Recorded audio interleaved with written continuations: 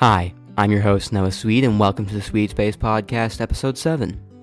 Here we talk about whatever random nonsense myself and my guests feel like talking about at any given moment, every Wednesday. Please remember that the first 13 episodes of this season, re-uploaded from prior episodes, range from a couple months old to a year and a half old, which means a disclaimer is necessary that not all opinions expressed reflect the current opinions of myself or my guests at time of re-upload. Thank you, and enjoy the show. See you next week! Hello everyone, welcome to the Sweet Space on the Spooky Month. We've done it this month so that the interpretation is that the Sweet Space is actually the space in which the sweets are given, which is Halloween, which is today, as of when we're uploading this. So I get to skirt the responsibility of uploading this in the center of the month. Instead I did To Be Hungry X, or To Be Hunger X, the Hunger Games with all the To Be Hero X characters. Kevin still needs to watch that. Speaking of Kevin, today we have Kevin, aka AmericanElephant, aka Elephant Power Productions, who we've had on multiple times before on this podcast. And today we're going to be talking about horror, and we're going to be talking about two very fantastic horror shows of very different nature.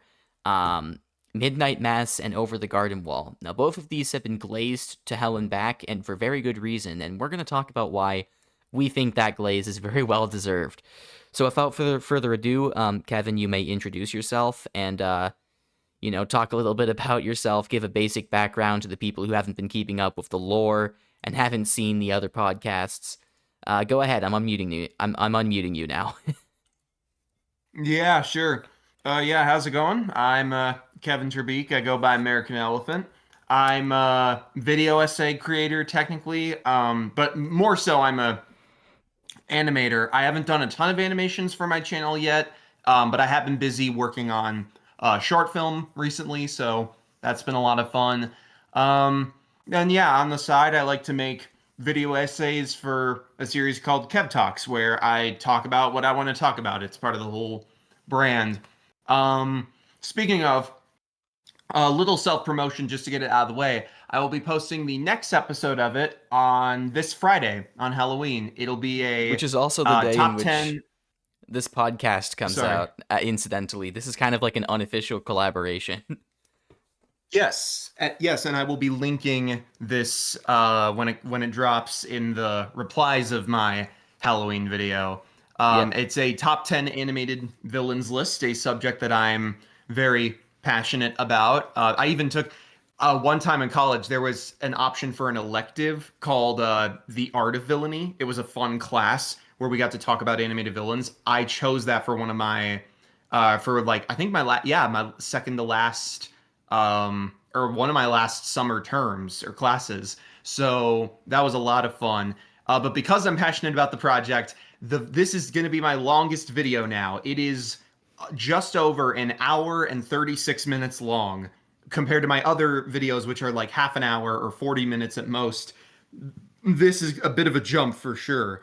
Granted, not Quentin Review's 42 hours levels of insanity, but definitely up there. So yeah, The platonic I'm very ideal of being a video essayist is that you get to release a ridiculously long video every year and then fuck off for the rest of it. I'd love to get to that point as like I make animation. I'd love to get to that point with my channel where right now it's the video essays are the main draw, but then it evolves into animation as the main draw, and the video essays are like like you said, just drop one, maybe two, maybe even three, like just big video essays each year, and then just fuck off for 5 months when I'm not animating. I know, that would be the dream. The true H-Bomber Guy core experience. I'm kind of working on a video that's not quite that, but I want it to be sort of a similar vibe in terms of like the discussion points and the energy. So I guess we'll see what happens with that. It won't be out for a while, but yeah. So but yeah, with the shows we're going to be talking about today, I am a big fan of both. I like one more than the other personally, but I think they're both fantastic. And yeah, I'm just excited. I love it. It's funny. I'm not a horror person in a traditional sense, but I love spooky shit. I love kids cartoons that like have Halloween episodes or go dark or do creepy shit. And I love, and Speaking then more of, I recently, I've just actually started. speaking of creepy shit, I just changed the background of this episode, so now it's the spooky Halloween colors instead of my typical channel colors. Oh, excellent. I can Good. actually Yeah, show you you gotta keep the it. new image. Yeah, gotta keep that brand synergy. Many are Um, saying, but many are saying that's the word on the streets. yes. But yeah, with the where was I going with this? Yeah, with more recently, I have started getting into some more horror content a little bit. I've seen now, some movies and shows that are a little on the spookier side. I've seen all the Jordan Peele horror films. So I've seen Get Out, Us, and Nope. I was surprised to hear that his fourth film has been taken off like what was it, Paramount or like whoever's film slate. I was like, damn, what's that all about? Sorry, what's his fourth Um, film again? uh, it was I don't know the name of it, but Jordan Peele had a fourth horror film in development, but it got removed from the film slate for whatever company he was making it with. I think either Universal. Oh yeah, it's got to be Universal because Peele has done Halloween Horror Nights collabs Uh-huh. at Universal Studios with them. Okay, yeah. Right. Okay, but Um, we're I but yeah, thought okay. Universal removed it. Not to be confused with Sorry. Him, which is not a Jordan Peele movie. It's just produced by Jordan Peele. Oh yeah, yeah, that one just produced, which I've unfortunately haven't heard good things about it, even though I thought the No, me trailer neither. seemed Yeah, kind of interesting. the But trailer did seem interesting and the concept seemed interesting, but like yeah, no, that movie got the opposite of glaze, to say the least. yeah, but in this case, I've been so yeah, I've seen those. I've seen like I've seen a handful of like little spook. I mean, I like Stranger Things, which has a lot of horror elements to it. So I've kept up with that show. But also recently, I watched the Zach Cregler film debut, Barbarian, which I thought was very good, very messed up and takes a second to understand what it's going for, but Oh, you it will is a like Weapons very then. I haven't seen Barbarian, but Weapons is the same director. I think his name is actually Zach Krager, no L, but that's a minor okay, correction. yeah. Um, Well, yeah, I've been honestly, I've been saying to myself like I wanted to watch Sinners by the end of October. Honestly, I might switch it up because I heard Weapons is on Netflix. So I might watch Weapons tomorrow afternoon and then do Sinners in November. I'll have to see. oh, you know But what? Sinners, yeah, I still have to get around to watching Sinners. That's one of my biggest regrets, not watching Sinners in theaters. mm, yeah, that's one of those big blockbuster movies like Nope, where I was like, I have a feeling where when I watch it, I'm gonna be like, man, if I saw this in theaters, shit. Yeah, no, Sinners has got to be, from everything I've heard, one of the best movies of the year. I'd even say I'd give it 20 stars if I could. Yeah, from everything I've heard, it's just, and it's Ryan Coogler, so I'm already there because Right, of the yeah. Black Panther stuff that he's done, and yeah, point is, again, not a horror person, but I do like when shit Probably the gets best movie scary. of my lifetime. Probably the best movie of my lifetime. I would watch it a third time if I could. Yeah, maybe I'll have to see if I feel that way, but at the very least, I will say as I haven't well, seen it. one of the I'm things, just referencing Get Out. kind of, yeah, but oh yeah, oh It took you God. a moment and then it hit you. Yeah, but yeah, to kind of segue into the conversation of what we're going to talk about, one of the series that has helped me start experiencing more like horror and creepy media is one of the ones we'll be talking about, Midnight Moss. When I first watched that, that was kind of one of my first big horror things I tried to go out of my way to watch on Netflix.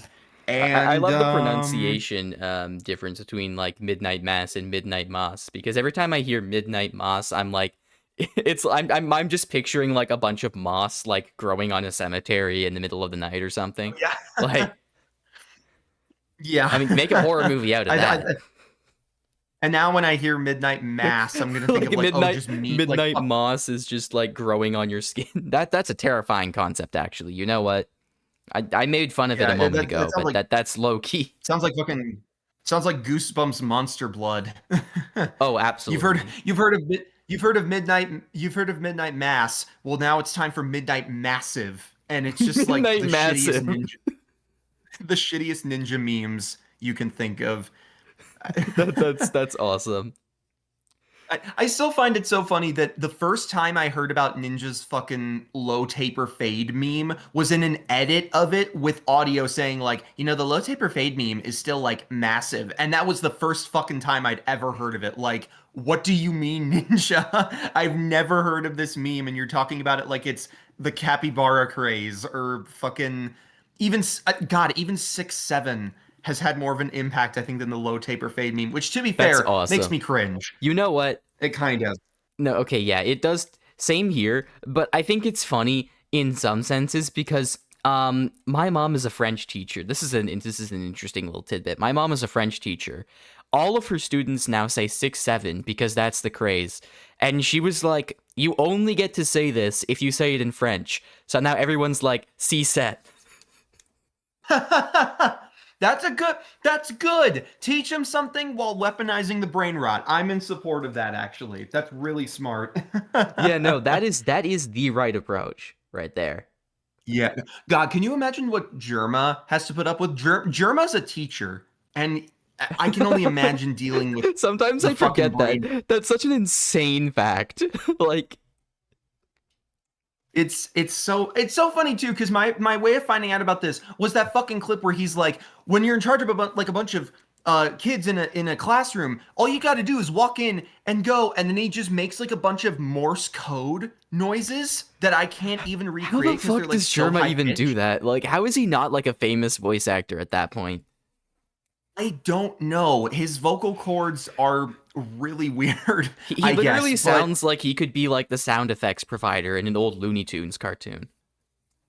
yes, he does. He sound like that shit he does as a meme. It Like, sounds like it could be like a tiny character. those people who like post videos of themselves doing like these wild dances that could be like used as reference footage for like Dracula in Yeah. Hotel Transylvania or something. Like, I it's the love vocal those version of memes. that. Have you seen the one of like the guy like doing push-ups that make it look like he's humping, and there's Oh my text that says god, like yes, I've this seen is that. That's awesome. what Dracula looked like in bed. Hello, John. Haha, Jonathan, I am banging. Oh God. Oh man. Gee. Anyway, Yeah, that's a before I choke. Dracula is technically a, well, not in Hotel Transylvania, he's not really a villain, but um in general mythology, Dracula is one of the biggest Halloween villains. Oh So that yeah. brings us to the Wasn't topic. isn't he I based know, on like isn't he based on like a real Romanian like horrifying warlord named like yes, Vlad the Impaler, yes. Hmm. That's correct. Yeah, Speaking of people named so Vlad, speaking of people named Vlad, you got another terrifying villain around this month. Vladimir Kramnik. Are you familiar with Vladimir Kramnik? I don't know if I've heard that name, and if it's This a is this lore is thing for you, chess. This is chess master lore. I'm not really that into chess, but there were a couple Moist Critical videos about this guy. So basically, Hmm, Vladimir Kramnik is a game master of chess, and there's another okay. guy who recently passed away at the age of 29. Really sad. Daniel Naroditsky, famous game master. Kramnik Yeah, was rest in peace. constantly accusing him baselessly of cheating, and then kept accusing him after his death, and then said if people had looked into this, it could have been prevented because he was clearly struggling from some sort of like guilt, or I'm not 100% sure what Kramnik said. And if I try to claim that I am, I might get sued for defamation. What I will say, and Uh, I don't think I'll get sued for this, I think Kramnik is a fucking asshole. huh.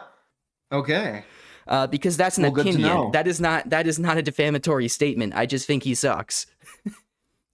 It's like it's not a Nice. good. It's really not a good day for the Vladimirs, or a good any for the Vladimirs, because I only tend to hear about bad people with the name Vladimir. You got Putin, you got You got Kramnik.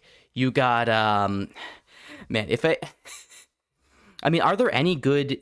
I'm trying to think of good Vlads off the top of my head. There is a morally gray Vladimir that I know about technically from of all places, Horton Hears a Who. There's the really? there's That's the good. yes in Horton Hears a Who. Like when the kangaroo character, the sour kangaroo who doesn't like Oh yeah, Horton carrying the clover, she sends a bird after him named Vladikov.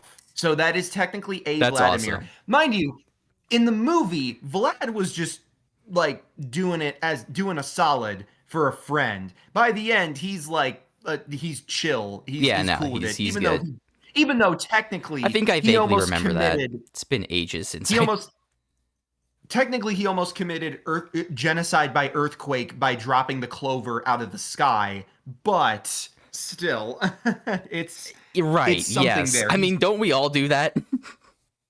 Yeah, and to be fair, he was manipulated into thinking that there wasn't anything on the clover or the speck of the clover. That's true. Yes. Just, no, I was gonna say that he probably didn't know that. Exactly. It's Yeah. it's the sour kangaroo mindset of if you can't see Vladikov has beaten the allegations. Yes, Vlad has beaten the alligator. He joined the musical number at the very Many end of the people movie. are He's saying. fine. Yep. Unlike the other Vlad, who is very much not off the hook for his massacres. Or the other Vlad, which is Vlad the Impaler. What other virgin Vlad the What other good Vladimirs are there? If I say Lenin, I'm gonna get so many like comment farms in underneath this video. There's gonna be like several different like Twitter factions coming to debate each other, and I'm gonna get boosted in the algorithm. But I'm not gonna say that because I don't feel like it. Maybe Vladimir Guerrero Jr., who's like a player for the Blue Jays. I think he's pretty cool, I guess. I don't really watch sports. But... I typed in fictional Vladimirs, and all I'm getting is Dracula articles. So it's that makes sense. Not there's the guy. Yeah, the guy from Dune. Forgot that's what his name was. Wait, what was who again? Which one was called Vladimir? The super big guy, Baron Vladimir. Oh, Baron Harkonnen. Right.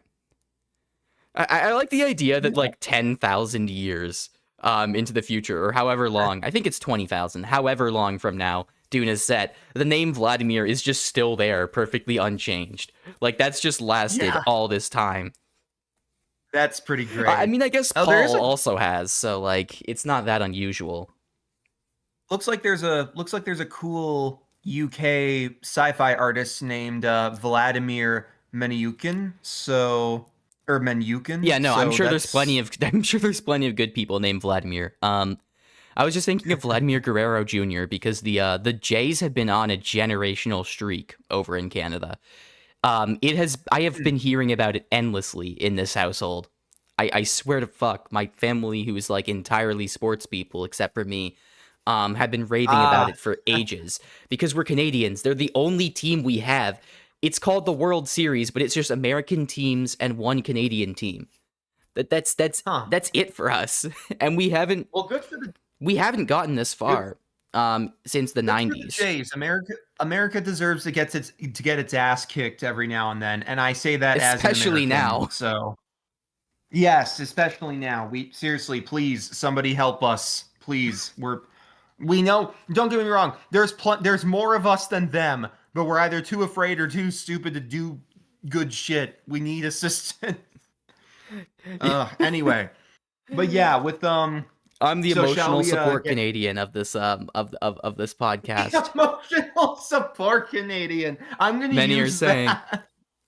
Many are saying indeed.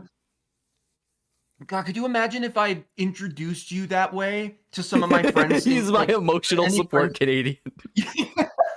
It's like this is like Noah. An emotional support animal, except it's a Canadian.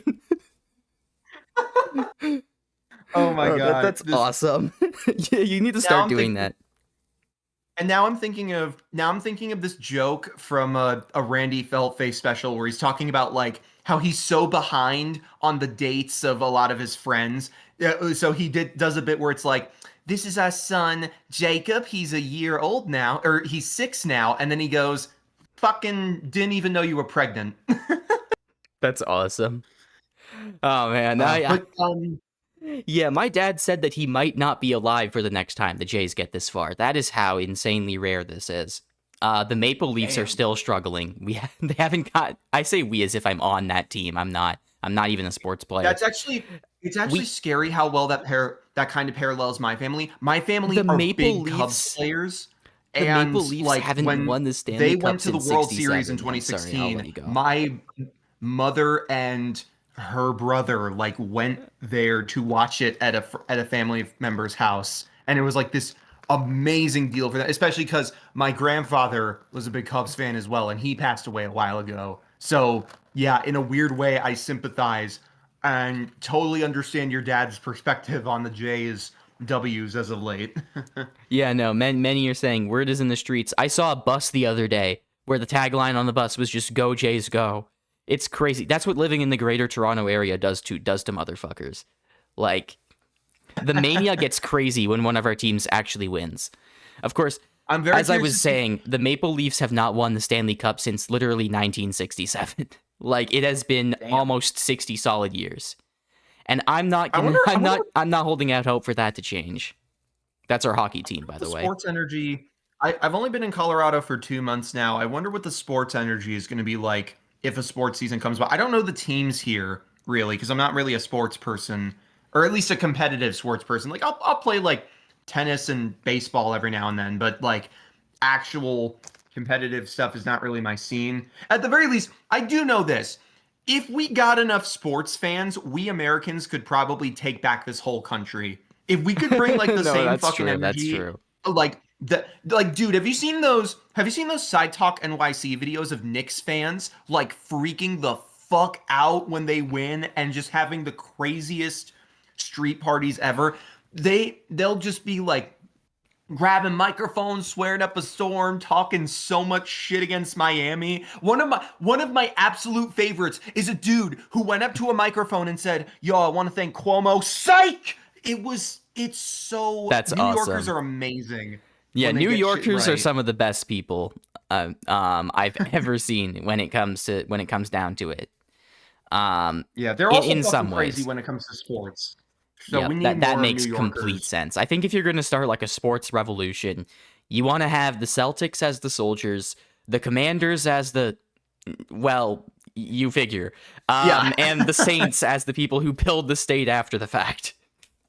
All we need to do is all Donald Trump needs to do is like ban a Knicks game and we have our country back. I'm That's so real. convinced. That's actually so real.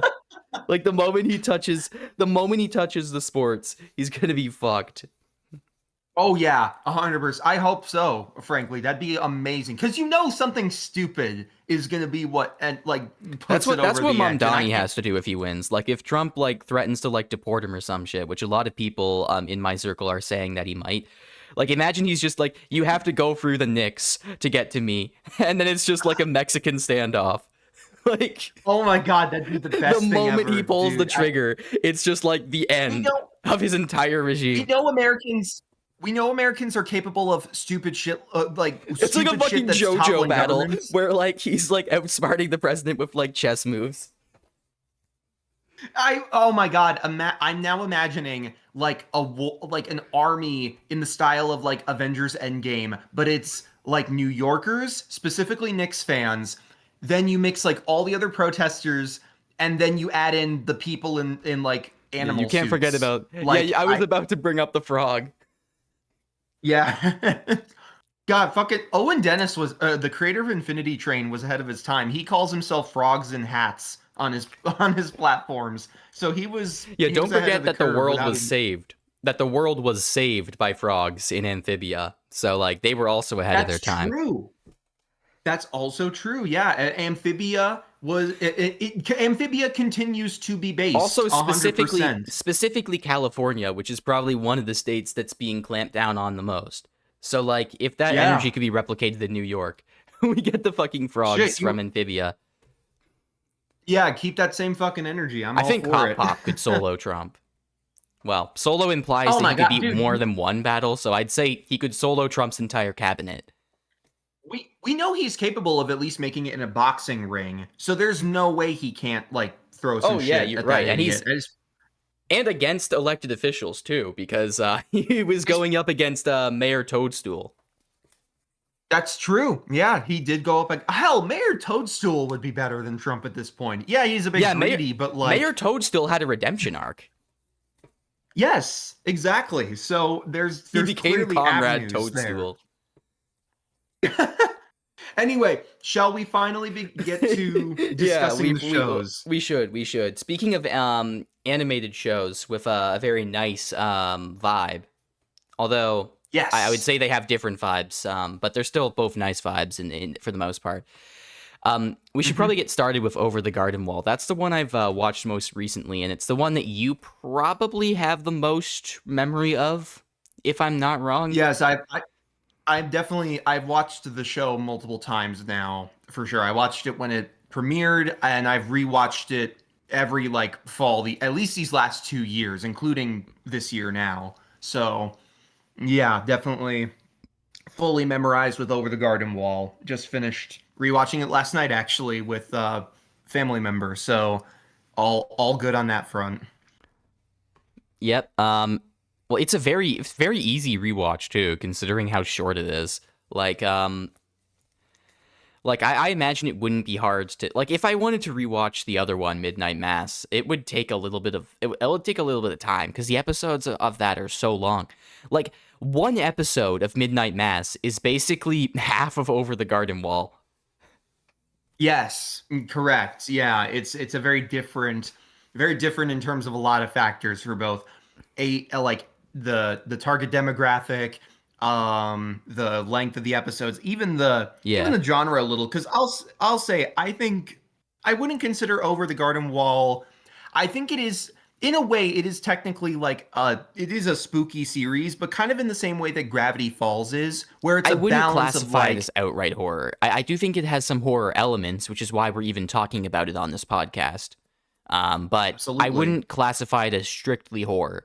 Whereas with Midnight Mass, that's horror. Yes, for sure. But that said, that both still definitely fit whether through horror or vibes, they still fit the fall energy 100%. So Yeah, very many excited to people are discuss saying. them. Indeed. All right, so what shall we get started with? Shall we describe how we're gonna do this again, similar to Yeah, I the suppose so. Why K-pop not? Demon Hunter ones? Um, sorry, Yeah, I'm just checking I guess we talk notifications. about just the general like stories and characters and then we kind of like ping pong back and forth boomerang style. Um I think with Over the Garden Wall, starting with like the basic characters and setting and plot is not that much of a. It's not really a Herculean task or a Heraclean task if you're a Greek. Um, I don't think that's difficult because like the series is so Yeah. like conceptually simple and also quite simple in its execution, despite being done so well. Like I could knock out an explanation of Over the Garden Wall's main premise in a couple sentences. To prove I can do that, I'm going to do it right now. There are these brothers, Wirt and Greg. They go into a forest. No, they don't go into a forest. That's wrong. Through some circumstances, they end up in this like unknown place with like a bunch of like anomalous animals and places. A lot of them are like creepy, kind of like vaguely horror themed. There's a bird called Beatrice that they meet up with and they form an alliance with. Um, there's a bit of like interpersonal drama, and then they go beat up like this evil forest spirit that has like a lamp that it's inside of. And there's also like an old guy who wants his daughter back. There you go. That's the Yeah, basic premise. I I didn't guess we do it. should also I say didn't do it much I guess we should justice, also but say spoiler warning, obviously, if that's not already in the title of this video. yeah, that's a given when we're going to talk about these things. Yeah, to the extent I was definitely oversimplifying, and I wasn't completely telling the truth with everything here, but certainly some aspects of it are true. And with that being said, you definitely want a spoiler warning for like some of the more specific stuff. Yeah. Well, yeah. So yeah, the premise of, like you just summarized, pretty much premise of Over the Garden Wall. Two brothers, Greg and Wirt, wander this place they get lost in called the Unknown. It has a like early America. It has an early American colonies setting to it Yes, I did with the notice like that. Yeah. East Coast forests and vibe. And along the way, they learn more about themselves, face all sorts of dangers. Yeah, there's not a ton to say aside from getting into the specifics, but like you said, we're going to ping pong a little bit in terms of talking about broad topics. So I guess, do we want to go over what Midnight Moss's core premise is essentially now, Sure, or why not? I want to see you try to yeah, so, summarize that because I was the one who did it for Over the Garden Wall, except you did it better, so whatever. yeah, well, yeah. So, well, I'm curious as well. You could probably do it better after me as well because Yep, again, probably, I'm but fresh on Over the Garden Wall. It's probably that's all been a right few though. years since I've seen Midnight Moss in full, but I remember a lot of the Yeah, core points of it. So, um, essentially, here's my best summary of it. The series follows. I mean, it follows a lot of different characters, but just to start simple, the series follows a young man named Riley who is returning home to a fishing island where his family lives under poor circumstances. He has just been released from jail after a drinking and driving incident where he got somebody killed, a young girl, in the process. And now he's returned home essentially because it's basically what he's got. He's just going back home because that's the option he's been granted. And however, his return home is timed with something interesting. The fishing village that he goes to, this island, is very religious. Its community very like all congregates at church every week. One of the most influential figures is um, is a woman named Beth, who is it's a not Beth, it's bitch, but Bev, that's but um, oh Bev, it's short yeah, for Bev Beverly. Keen. But That yes, Bev yeah, Keen. sorry, I'm trying. I'm looking at the IMDb trying to I remember character initially names. categorized Bev Keen as one of the single most generational glazers I've ever seen in television, and I realized that she was the one who was trying to get the power for herself. But that's a minor detail. Yes, Bev Yeah, Keen is an absolutely but so detestable character, but the actor behind her does a fantastic job. But that's not a oh big yeah, observation un- because the acting in the show is just fantastic across the board. Sorry, go yes, on. for sure. So when around the time Riley returns home, it's revealed that the church now has a new, well, like I guess head honcho in it, if you will, named The priest? Father Paul. And yeah, priest. Sorry, I'm still blanking on not blanking. My brain just bounces all over the place. And at first, the story is basically this: Father Paul is here to replace the previous priest, an old man, Monsignor Pruitt, who seems to have just like taken time away due to something going on. Nobody knows yet what that is, but simply put, Father Paul's here to stay. Yep. And following this, a ton of change comes to this island town for both better and worse. Because on the one hand, you have Father Paul seeming to make a genuinely good impact on the citizens, and a lot of good stuff coming out of like new relationships being formed and developments occurring. On the other hand, things start going wrong as well. Animals start dying around the island from mysterious causes that nobody can fully explain. Riley believes one night that he sees Monsignor Pruitt on the beach, but if Monsignor Pruitt's not around, like, well, then what the hell's going on? And slowly but surely, it's again, is it okay if I kind of jump to the spoilers a little, or do you want me to keep things ambiguous before we go more No, in go ahead. depth? I already gave a spoiler warning, so I don't think anyone's going to care at this point. If you're already at this point and you're worried about spoilers, you should have turned back the first time I said it. But if you really want to turn Yes, back, definitely do it now. yeah, so yeah, full final spoilers for Midnight Big Moss, a time show on spoiler warning. This Netflix. is a midnight massive spoiler warning. Yes, a midnight massive spoiler warning for a show that I highly recommend you watch. So turn away now. Last call. Oh, You absolutely want to watch this show. 100%. yes. Okay. This is the twist. It turns out Father Paul is Monsignor Pruitt. However, he's been significantly de-aged due to the actions of a supposed angel that he met on a quest off in a faraway part of the world.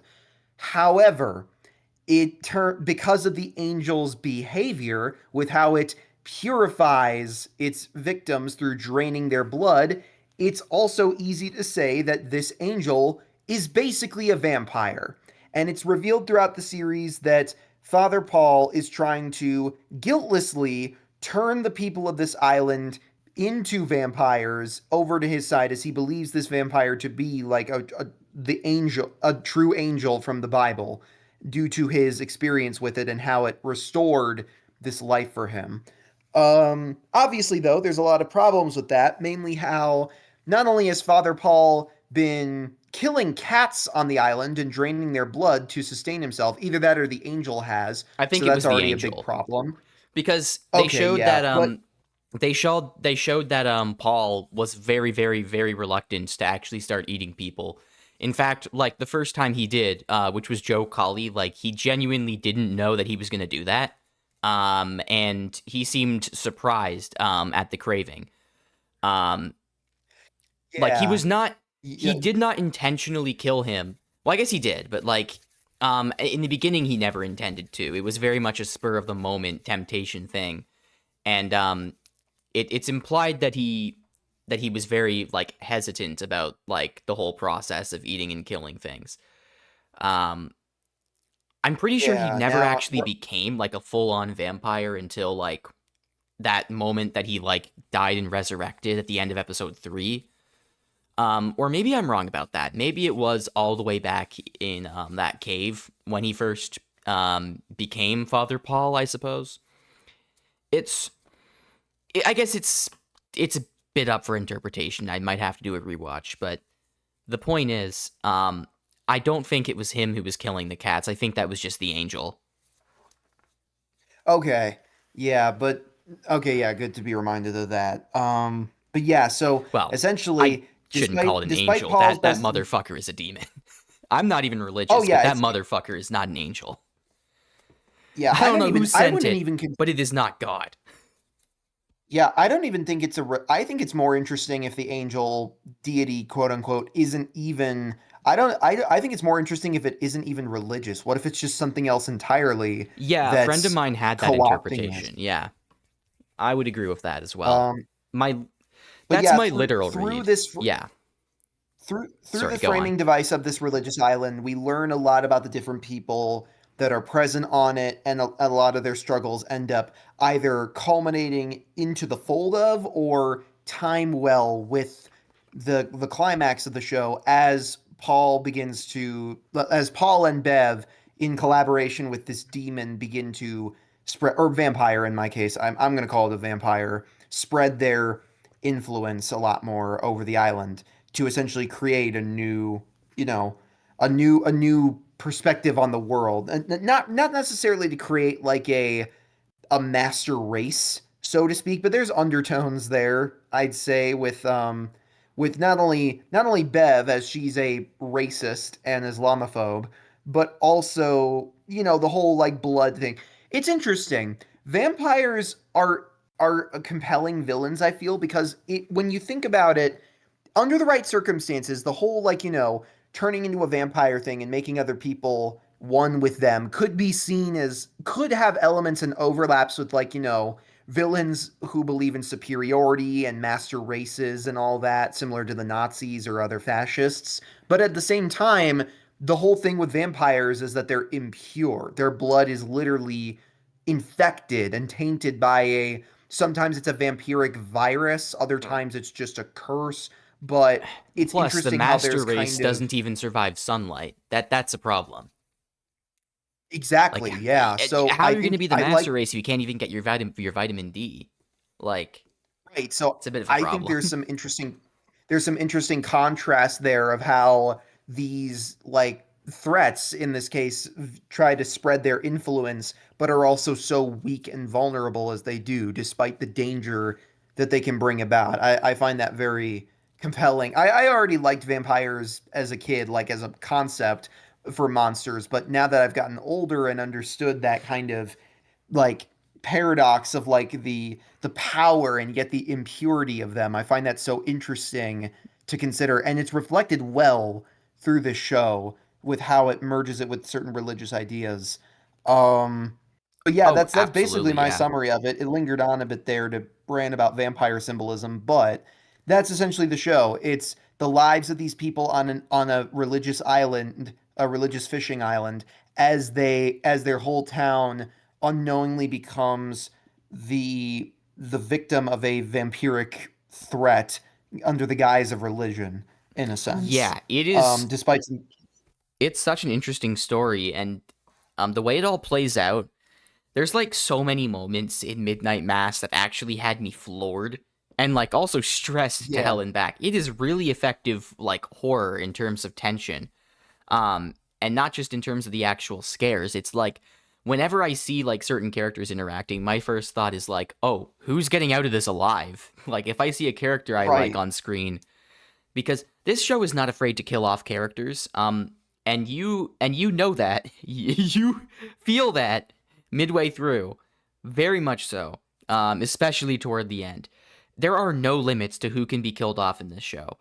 Um, Oh yeah, and everybody. I don't It's like the always think Corey that's strictly Kenshin. necessary in storytelling, but it is quite an advantage in horror, at least I feel.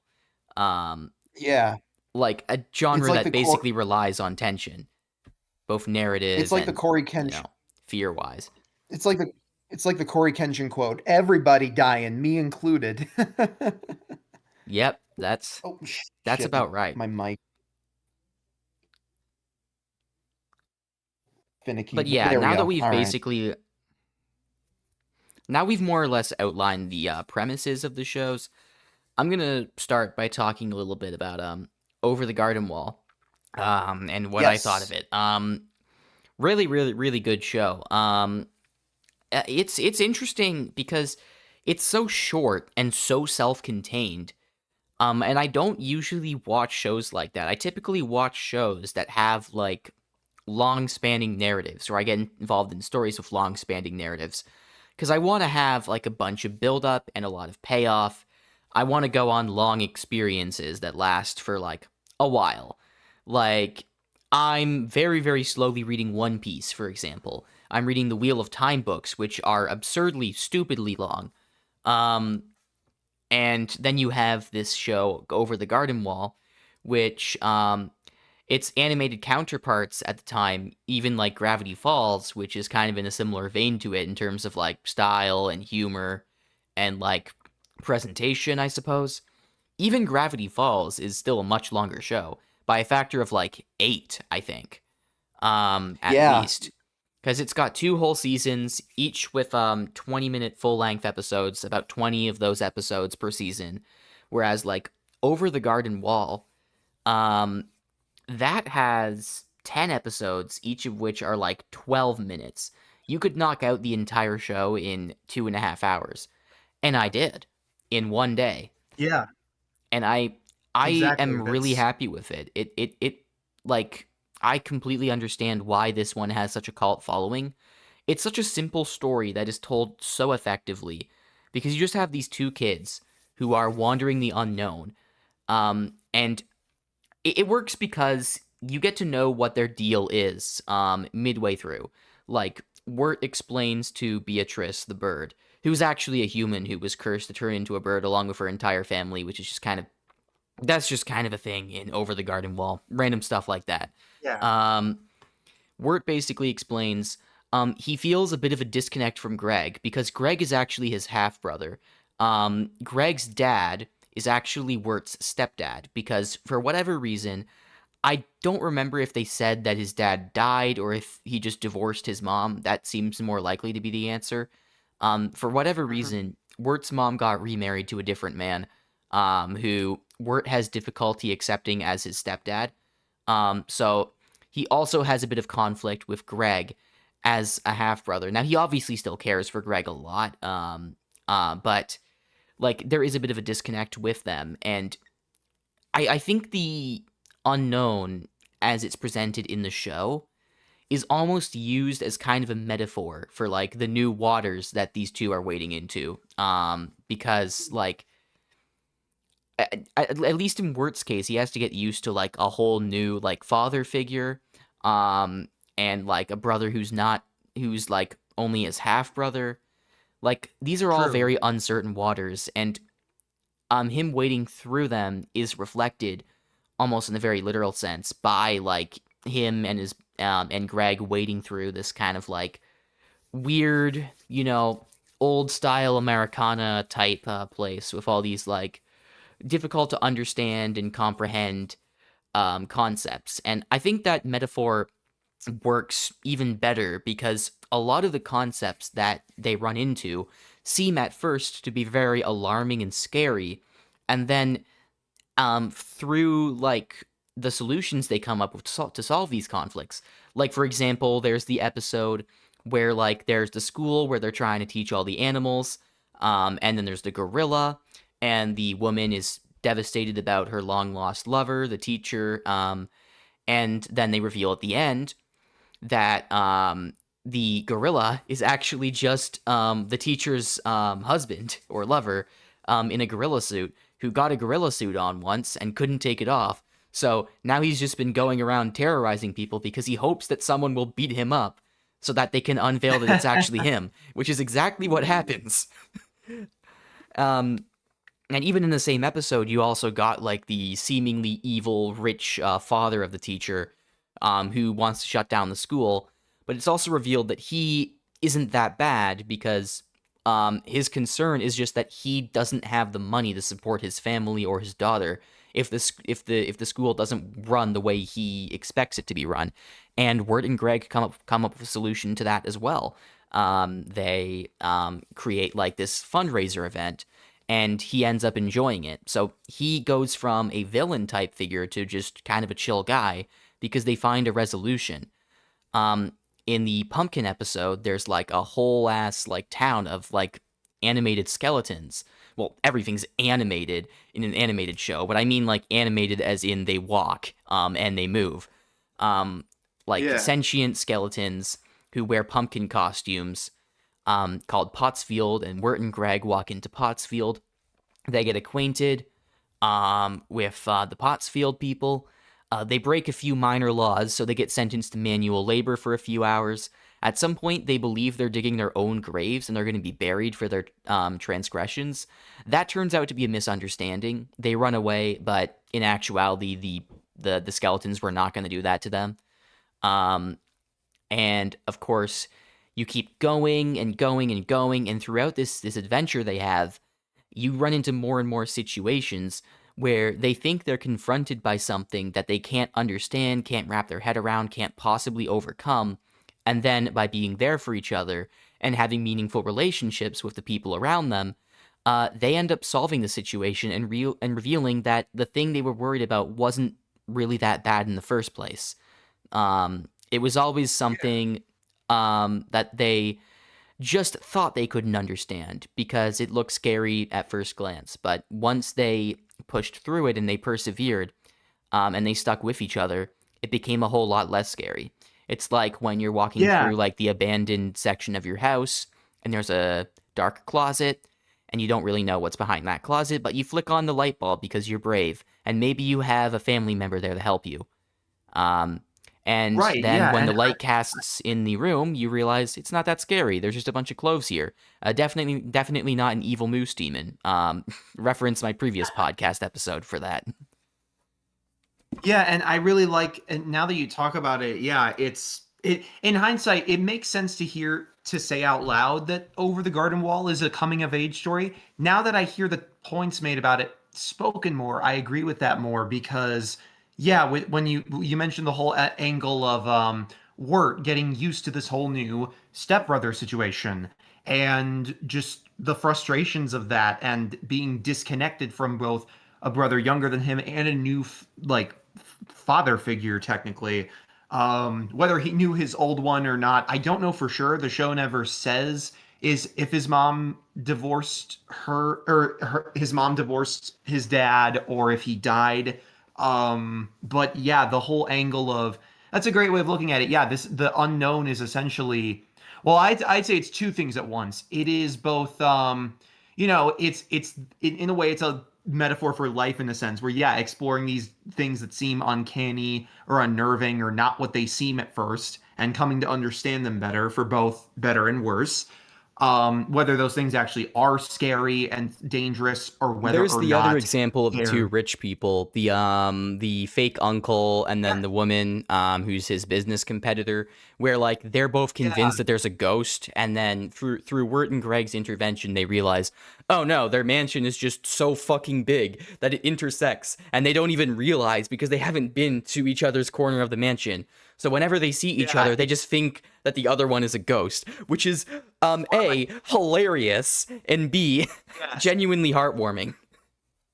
Yeah, it's such a clever ending twist for sure, and it's so fun seeing the ways that these concepts that these characters are afraid of get subverted. Or one thing I've noticed as well with Over the Garden Wall, with a lot of its more dangerous forces or like active antagonists, they're not as dangerous as they immediately seem, or they're easier to deal with a bit of bravery, essentially, like the idea of keeping up hope and all that. So like starting with I know there's the Beast, but starting with an easier example, Adelaide of the Pasture, how there's the whole buildup of Right, Adelaide yeah. being able to send the boys home, but then it turns out all you got to do when she does reveal her true colors and is essentially a puppet of the Beast, Beatrice turns the tables by opening a window, and the night air is poisonous and it disintegrates her.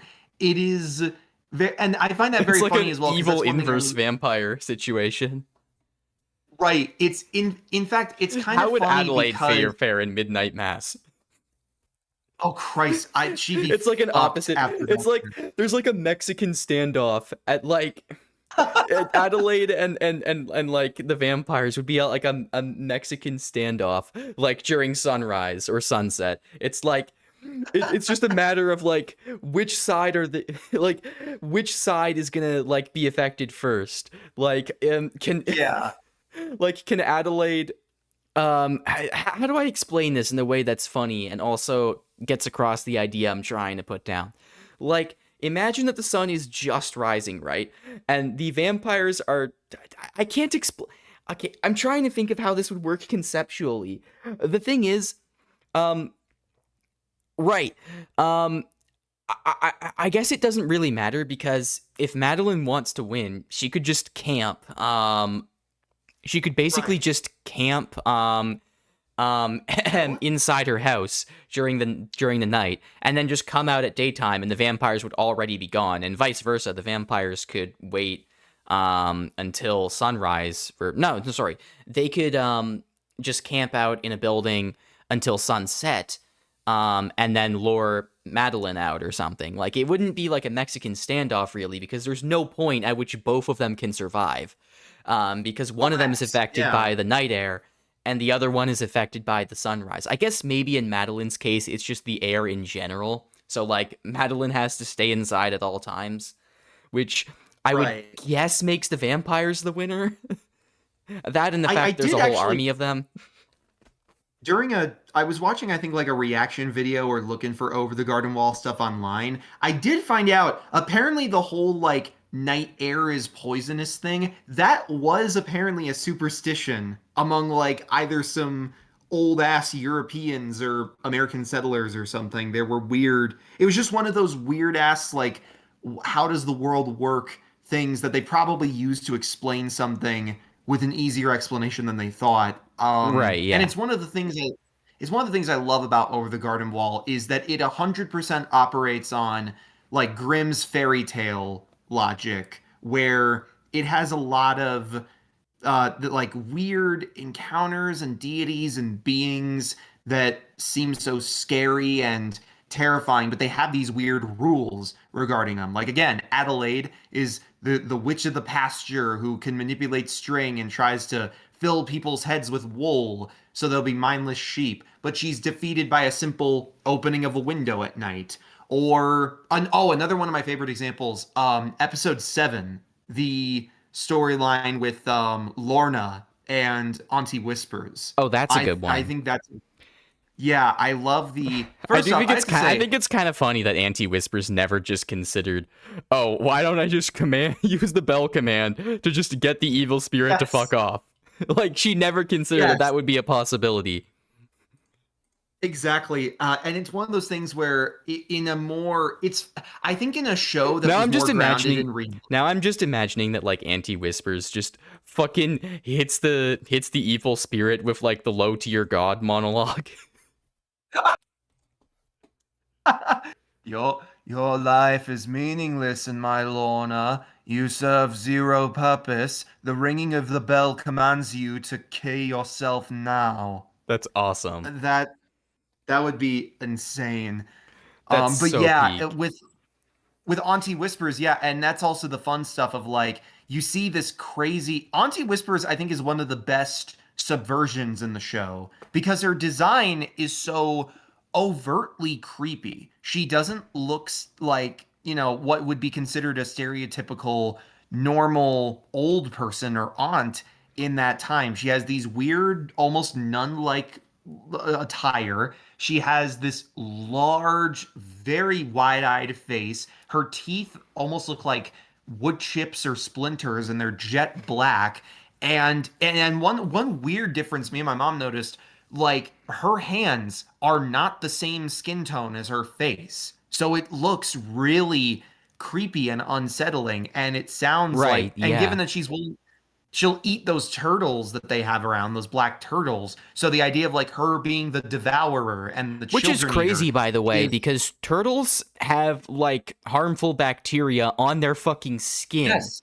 Like if you even so much as touch a turtle, if you like with most raw meat, you can you only really get it if you eat the raw meat.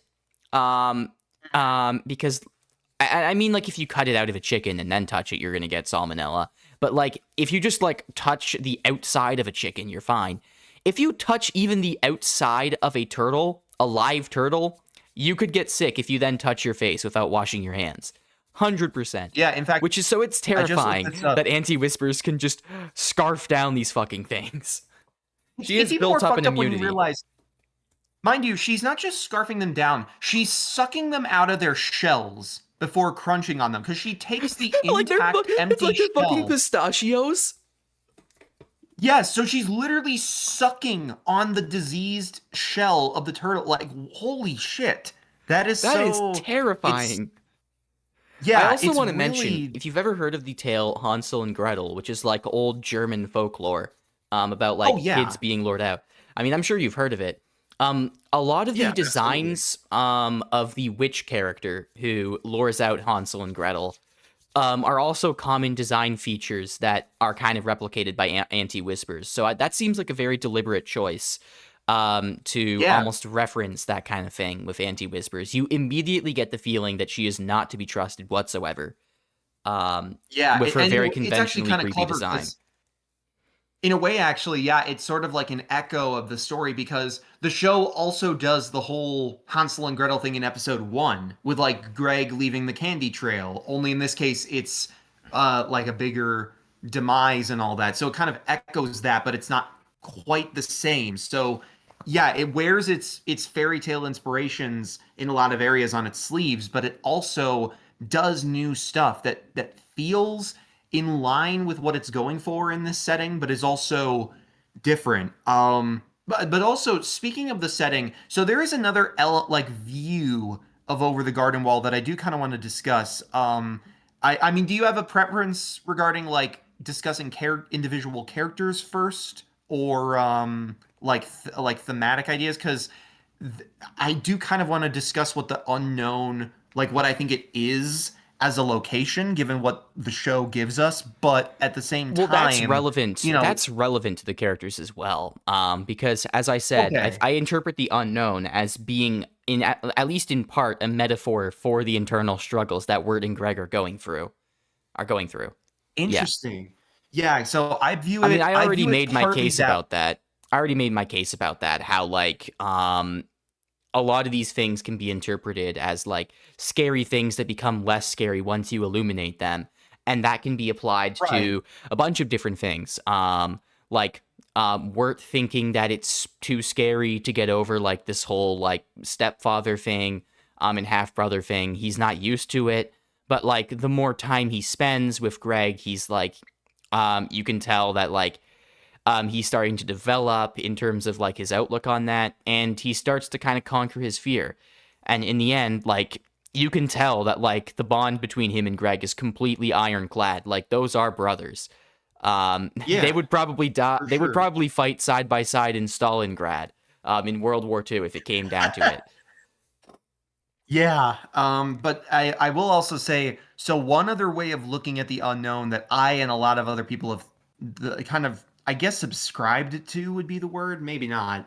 But so another way that could be viewed with the unknown, if you think about it, it's both a representation of Greg and Wirt's struggles, but it is also a purgatory in a sense. Because if you recall, the reason they end up there in the first place is because they get knocked out by a train after climbing over a garden wall and basically almost drowning in a lake. So a lot of what they're experiencing is technically in their head. However, here's another thing that's also worth noting. In the graveyard scene of the penultimate episode where we see how they got to the unknown, when they're spying on Wirt's crush Sarah and like them telling campfire stories, Right. That actually one of the reminded me of a graves. point I almost made but didn't make. Um, Hmm, Another one of the struggles that Wirt has that like he's first terrified by and then I guess warms up to is the whole like crush thing with Sarah.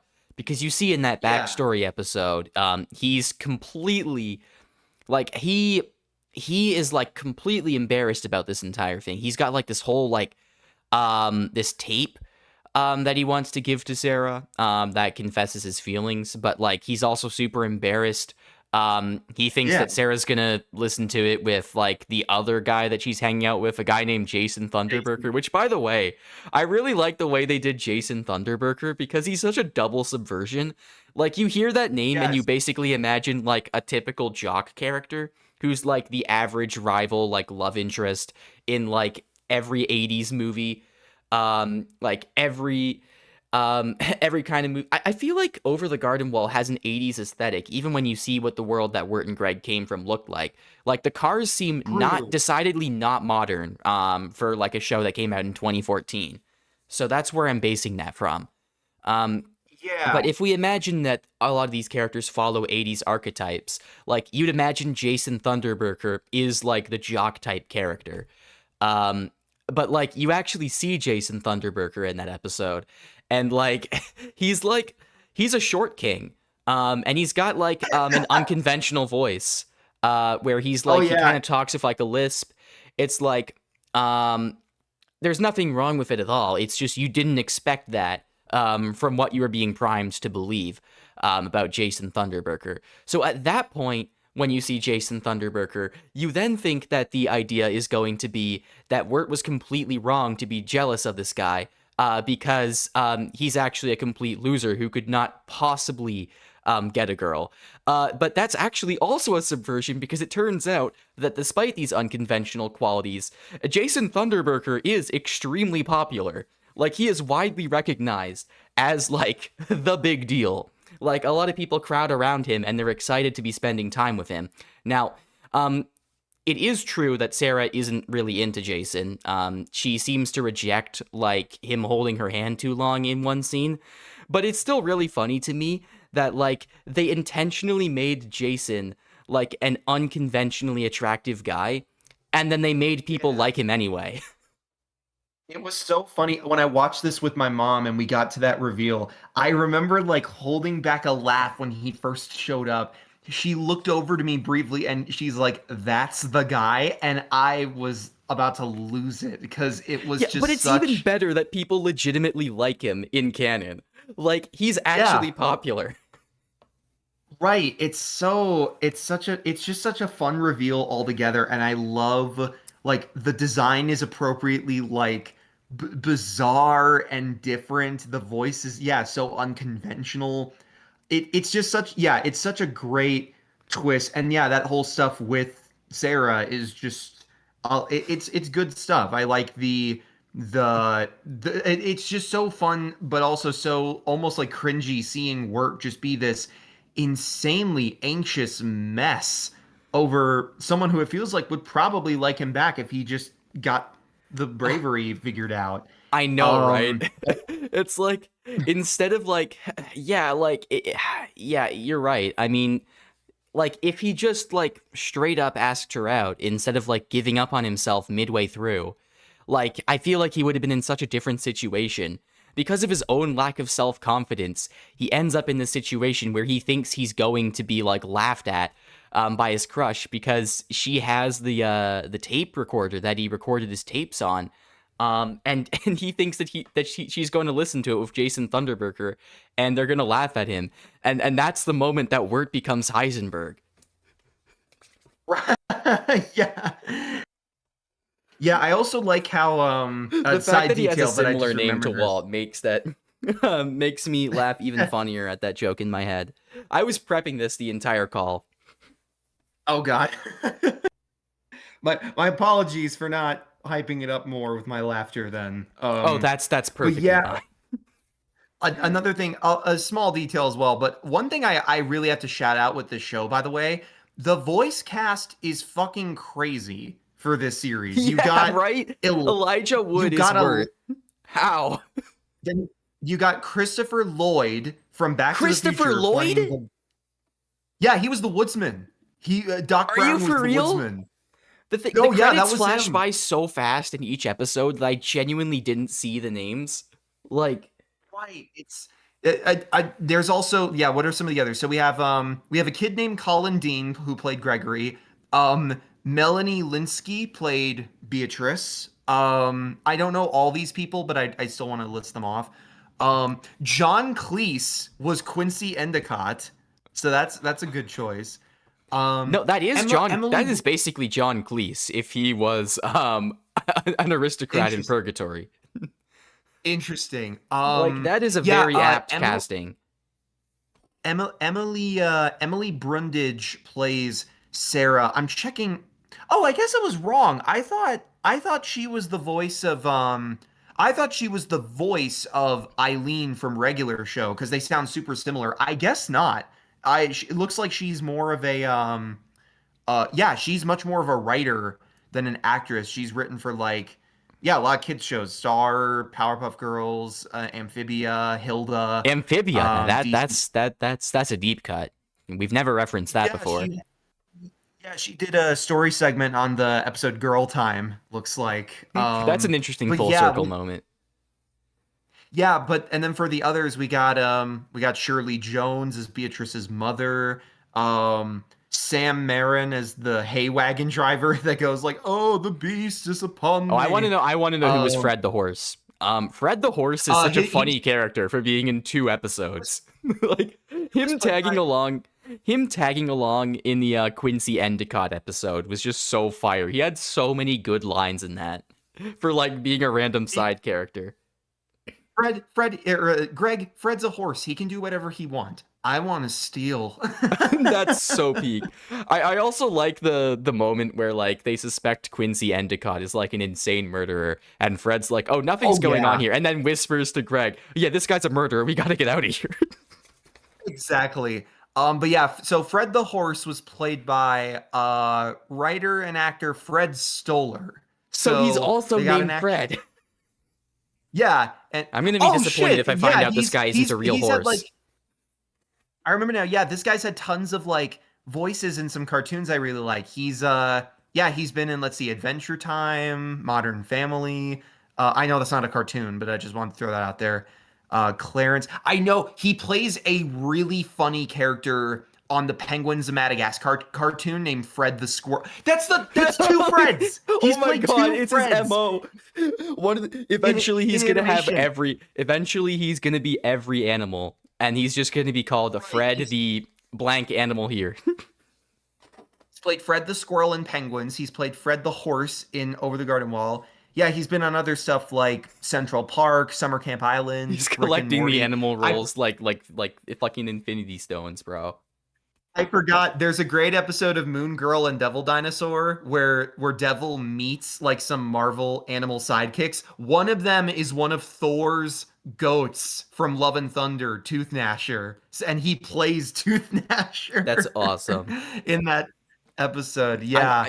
I thought the goat screaming joke was fucking obnoxious in that movie, but like I'm sure it's funny in Moon Girl and Devil Dinosaur. That show could not possibly do it wrong. Oh yeah, he actually doesn't do the screaming goat joke. Thank God. He speaks English. Because the devil because it's an animal communication thing, sort of. Or maybe not, because I have never seen someone be so late to the joke as Taika Waititi was with the screaming goat meme in Love and Thunder. Literally almost a decade after those fucking screams were actually popular. And two things on that as well. One, fun fact about the screaming goat, it's a sheep, so we've been lied to. And two, yeah. Damn, how could they do this to us? That's the real reason I don't like Love and Thunder. It would be an awesome movie if not for that. Yeah. But that'd be an interesting podcast discussion. It'd be such an interesting podcast discussion to dissect that movie, because that's one of the rare things that Kevin and I disagree on. I don't think that movie's good. Kevin likes it, but yeah. So that could be a lot of fun to sort of bounce back and forth on, because I do have problems with the movie for sure, but my problems I think are a bit different than Noah's. But back to the casting. It'd be an interesting discussion. So Jason Funderburker was played by Cole Sanchez, and let's see. Okay, he has acting credits in a few things, not much, mainly Cartoon Network stuff. He's voiced characters in Clarence, Adventure Time, OKKO, Over the Garden Wall, Summer Camp Island. Oh, I didn't know that. And then the Adventure Time spin-offs, Distant Lands, and Fiona and Cake. So he mainly. It's nice to see my boy Jason Thunderburker still getting roles. Yeah, very, very limited though. But yeah, so and then for some of the others, oh yeah, this is one of my favorites. Tim Curry is Auntie Whispers. The fuck? That was Tim fucking. Yeah. How'd they get all these people, bro? I don't know. It's like, I'm not complaining. I'm glad that they lended their voices to such like to something like Over the Garden Wall, which is by no means high profile as a show. But like they also got how much money did that cost, dude? Okay, this is interesting. So the guy who did, I guess because it's such a small role for all of them, because of how short the show is, it might have not been that expensive, but like maybe yeah. And then also they got the actor for Greg's Frog is a guy named Jack Jones. Okay, he died last year. Actually, he died last October. I'm sorry to hear that. I mean, I don't know who I'm apologizing to, but like that's upsetting to hear. Right before the 10th anniversary. Rest in peace. Damn. Oh man. But yeah, so he was apparently He's with there. He was taken to heaven on the frog boat. That's for sure. With a very, very good menagerie of musicians. Apparently, the guy's much more of a soundtrack dude than like an actor. It says he did the soundtrack for the Airplane sequel. He performed on a Saturday Night Live sketch, or at least did one of the performances. That's interesting. The top of his IMDb says he did the soundtrack for Goodfellas, but I'm not seeing it listed soundtrack for elsewhere. Goodfellas? That's crazy. Yeah. He also you know what? I'm choosing to believe that because I think it's funny. Fair, yeah. But yeah, he's mainly been in a lot of looks like older movies, yeah, from like the 70s, 80s, and 90s. Wow, yeah, there was a big gap because he did a Yeah, no, this guy was probably very old. I'm not surprised he passed away recently now that I'm hearing that. He He did a 2002 film called Cruise of the Gods, where he played a character called Jack Jones. But then he just, I guess, took a 10-year break because his next roles after that were a jazz quartet singer in American Hustle from 2013, and then Over the Garden Wall. And then his last acting credit is a film called Back to Black from last year. So that might have been where he played a trumpet player. So yeah, this Well, guy's rest in peace, dude, and I'm glad he's had such a successful career. Like, yeah, damn, even if it's voice in is like one the of background for the most part, but his damn. voice is quite literally the first thing we get out of this show after piano notes. Like his frog is the first character Yeah. to speak. Congratulations, in the whole show. Tommy Tallarico. Yeah, and then Fuck finally that. we have I'm the not giving Beast. Tommy credit for anymore. He's given himself enough credit for things he didn't even do. I shouldn't even give him credit for this guy's work as a joke. Jack Jones, that's the GOAT. Yeah, then we have the Beast, and I will say, not a lot to this one. He's okay. Apparently, he's worked on soundtracks. He's been a performer What's his for name? some. His name is Samuel Raimi, I think, or Ramey. It's not spelled Raimi like Sam Raimi with the Spider-Man That would be films. really It's funny though. It's like the other Sam Raimi. That would be fucking The hilarious. fact if that he Sam did. Raimi is also a horror director too. Like, Yeah, this would be right up his fucking alley. That's but so yeah, true. it looks like he was a performer on some soundtracks. The big ones I'm seeing being Amadeus from 1984, and then Manchester by the Sea, literally from 2016. 1984. But he has done some acting roles. He was in an 80s Macbeth film. He was in Amadeus as a Figaro in The Marriage of Figaro. A singing voice, an uncredited one. He What's was also Patrick in a McHale done? Don. I know he was the showrunner. Well, yeah, it says here his last acting credit was Over the Garden Wall, where he played the Beast. I've heard he's apparently much more of like a theater performer. Patrick McHale was a writer for Guillermo del Toro's Pinocchio. That is good. Oh, nice. Yeah, that makes this a lot guy's of sense, still getting actually. work. I've heard 100%. I've heard He that worked Pinocchio- on I've heard that he worked on Flapjack, Adventure Time, Gravity Falls, Fiona and Cake, and a show called The Elephant that is coming out in 2026. I'm sure you're gonna be. You want to have your eyes peeled for that one, Kev. It's being worked on by Rebecca Sugar, the creator of Steven Universe. Okay, that's an interesting crossover. I apparently it's like an animated anthology thing. I don't think it's specifically about elephants. Maybe it is. I don't know. I don't know much. It's apparently in like super early is it production like stages. Is it like a variant of how like the show The Bear is not really about a bear? It's about like a restaurant. Yes, exactly. Or like how the show Beef is not about cows. God, what am I looking for here? I just want to see if I can find it more. It's not showing any information on this. Is it right about now. Twitter? I mean, I've never seen more beef than there.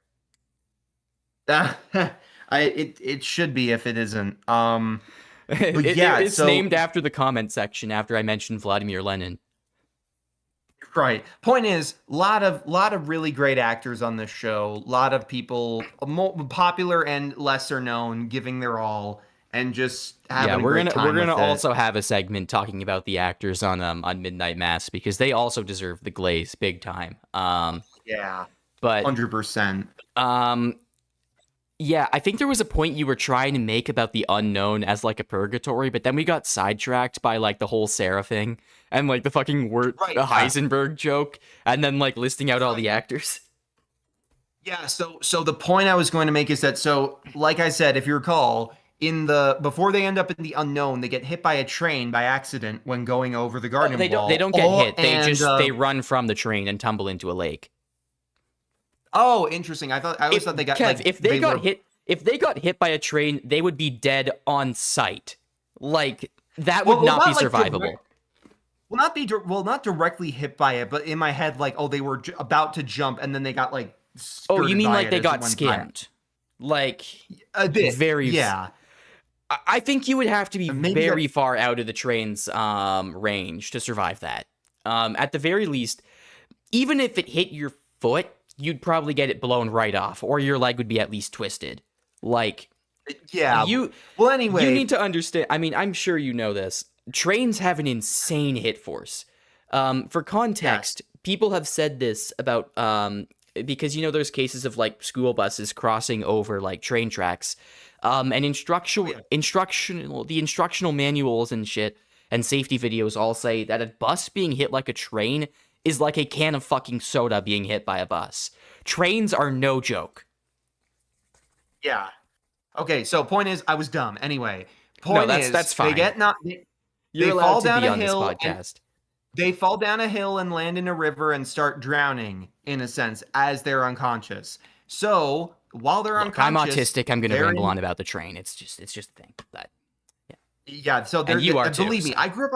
I grew up on Thomas the Tank Engine and made an So animation did for a I. show called Infinity Train. I like trains too. But Is there yeah, actually a train in that so- show? I still need to get around to seeing it.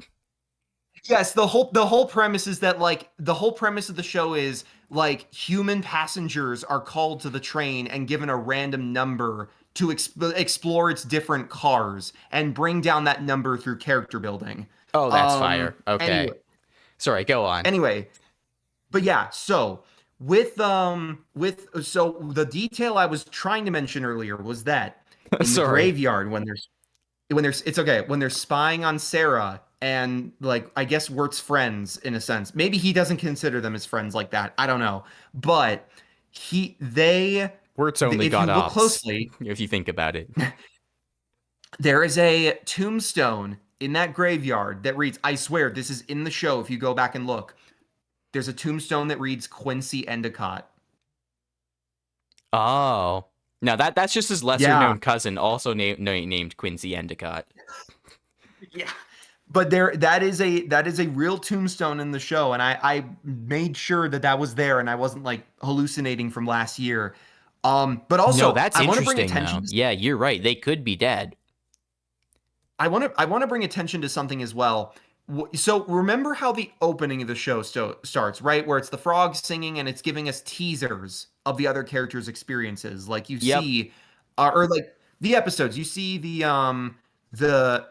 see a teeny bit of Pottsfield. We see the carvings of the Dark Lantern Tavern people. We see the Gorilla Show. And we see Lorna sorting the bones of her victims in the catacombs. That's what that meant. I don't think her victims. I think you mean Anti-Whisper's victims.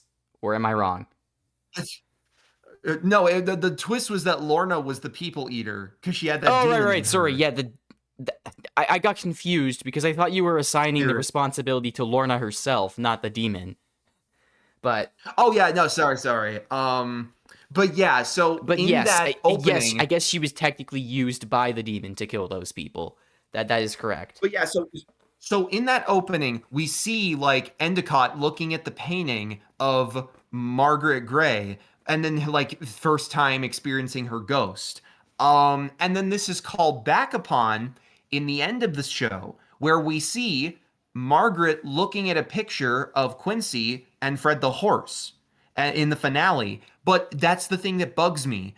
If that was meant to be like after they met, and Fred the horse being there confirms it's after they're met, but Fred is in the painting with Quincy, and they're nowhere to be seen alongside Margaret, and she's not in the painting. So here's my fucking theory. Margaret killed Quincy. I think she was what Fred the horse suggested, like the whole joke about like, and Quincy Endicott's a deranged killer who did with the mistress and took over her mansion. I genuinely am like, wait, did she do that instead? That would be a crazy plot twist. Why would Endicott and Fred the horse not be there in the finale looking up at the painting with her? And why wouldn't she be in the painting with them if it's a new business venture and they're all still alive? So, yeah, I don't know for sure, but I think that's a really interesting detail worth considering. Oh yeah, no, that might keep me up at night. I'm not gonna lie. And I guess as we continue though, I do want to talk a little bit more directly about some of the characters before we get into Midnight Moss.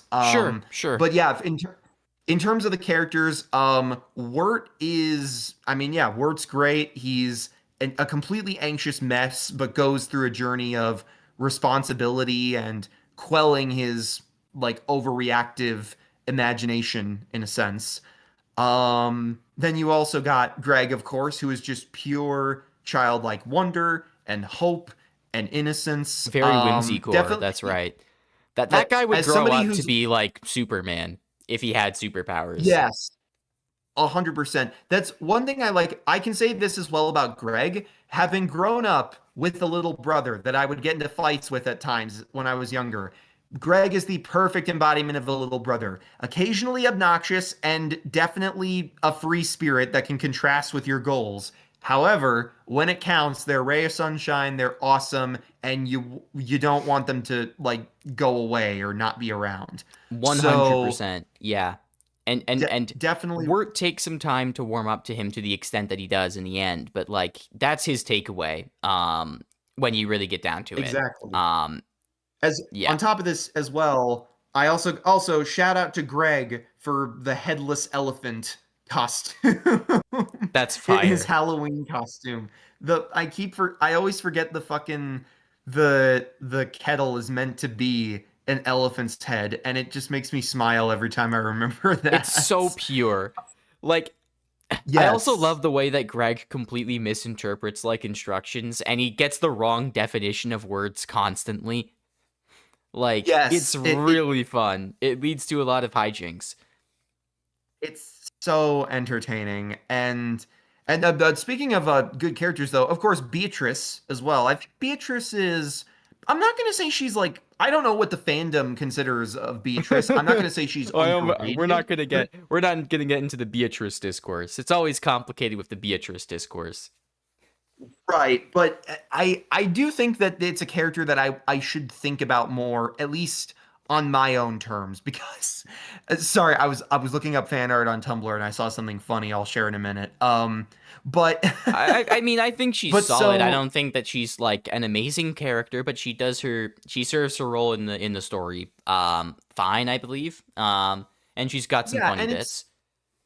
it's fun also rewatching the show and looking back on her dialogue because you can see the moments where it's like, oh, she's clearly being like more pushy and manipulative in with the new context of the twist with Adelaide and what she's really after. But yeah, I think that Beatrice is a character that I don't give enough respect to, honestly, because she helps lead to a lot of great moments and episodes in the show. Like I really enjoyed the whole I like, the funniness of, the animal hijinks and the gorilla and the potatoes and molasses of episode 3, but I also like the main bit of Beatrice and Wirt just having the most petty beef with each other, and like Beatrice thinking he's just like just a mindless noob and pushover, and Wirt in his stubbornness is just like, all right, fuck you back. I'm gonna be exactly what you want me to.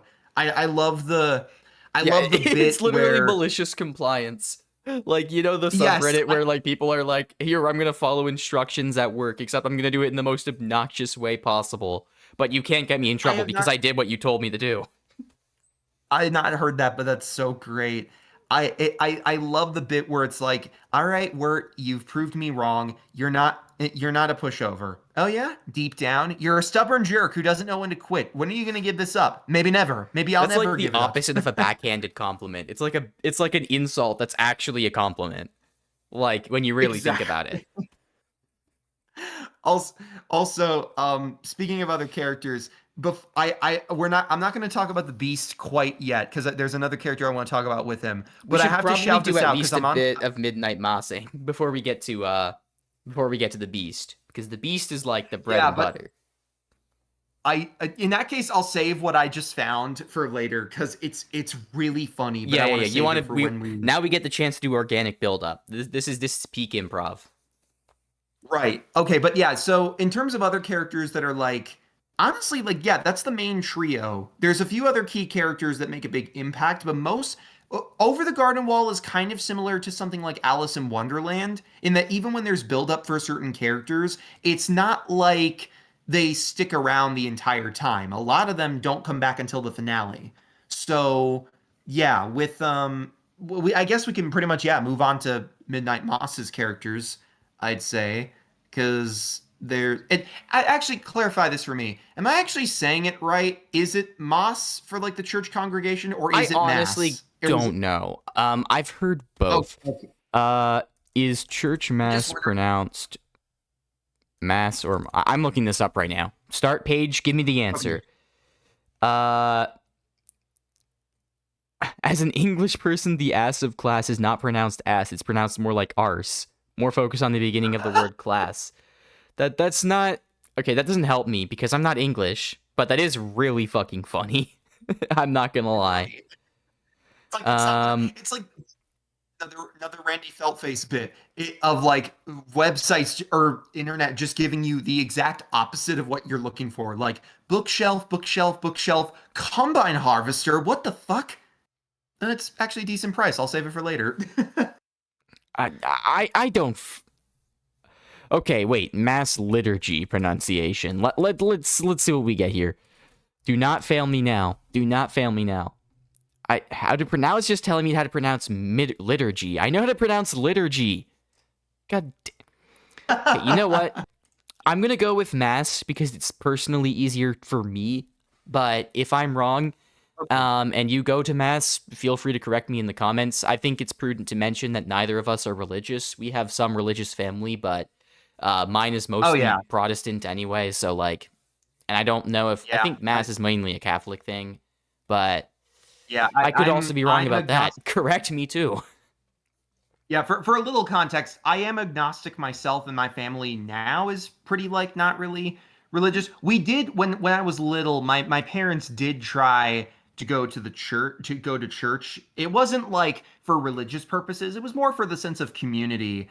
But then we left because there was a change in like I don't know what the exact title would be, but like the woman in charge of the church, she was changed by somebody who was a bit more just traditionalist and stern, and it just wasn't fun for them anymore. It was just different. So it was just and then came the vampires, of course. I only just learned this recently. My That's why you had to get out of just, Texas because of the vampires. Yeah, well, this was back in Illinois before. Before Illinois. Texas. Oh, yeah, even worse. Sure. Even worse. They say that about Illinois. All the vampires live in Illinois. That's what word in the streets is saying. We have enough fucking problems with Midwestern werewolves in Michigan and Wisconsin and shit. We don't need the vampire virus. Yeah, man, you gotta get out of Chicago. Like, I'm sick of them putting chemicals into the sky that turn the frogs into famously vampires. Chicago Mayor Brandon Johnson ran on the campaign promise that he'd finally deal with the vampire problem, and that's how he got elected. As we all know, the Great Chicago Fire was actually caused by Blade, infamous vampire or Many are daywalker saying using the. It was caused. It was actually caused by all the vampires burning. It created like a massive chain reaction that like started burning down the city, and that's what happened to Chicago, man. That or an alternate MCU where Blade got the Phoenix Force before Jean Grey, like in the Marvel Rivals symbiote event, and just I'm gonna pretend I know what that would mean. Yeah, I guess that does it. But yeah, so with I'm just giving it as a little context because it's not that. Yeah, with religion, my stance is clear. Like, I don't care what religion you believe in, just don't hurt anybody or use it to control people, and I don't give a shit. Don't be Bev Keane. But there's a lot of people in certain groups that do that, and it colors my perception of it a lot of the time. So definitely some bias on my end, especially again as an agnostic person, but. It's still I do see the value of religion, and I think the show works with a lot of its religious themes super well through its characters. Oh, like, yeah, 100%. And I appreciate it for that, because it would be really easy to just go like the typical route of Midnight Mass being a show that's just about religious trauma, about how like religion can be weaponized to hurt people. and like Oh the yeah. sort of things that can cause. It is about those things, but it could have just been about those things, and that still would have been a pretty good show. But I think what makes Midnight Mass exceptional is that it also empathizes with the religious position and Yeah. understands why religion appeals to so many people. I think of that scene with Riley on the boat where like he looks up at the stars and he's like, this is where it started. People were wondering, where people think there are other people up in those stars, and they had to wonder, how are they there and what are they doing up there? How are they producing all that Right. light? And that's where the whole thing came from. And he describes it as a very beautiful thing. Um, it's just like oftentimes religion, and especially organized institutional religion, can be twisted as a means of controlling people. I mean, heaven knows that the Catholic Church did that so many times throughout its history. And that's like the history that's being drawn upon for this show, because it is specifically Catholic. Catholicism Yeah. that has most of the Crockett Islanders in a grip. I don't really think there's much of Protestantism in the show. I don't think there's any explicitly Protestant character. There is, of course, a Muslim character. There's two Muslim characters, although one of them has a bit of struggle of faith. You got Sheriff Hassan. You got his son Ali. Those two characters really love their part in the story. Yeah. Like the acting and writing for Hassan and Ali, just top tier shit. Top tier. Oh yeah. But that's maybe it's to get into a bit further. I mean, I'll touch back on this point because we're going over the religious aspects, and obviously Islam is a religion. Smart Right. observations being made on this podcast. And there's so much discussed there regarding like how different people and in a sense, especially through the show, it, like you say, it portrays both sides of the coin.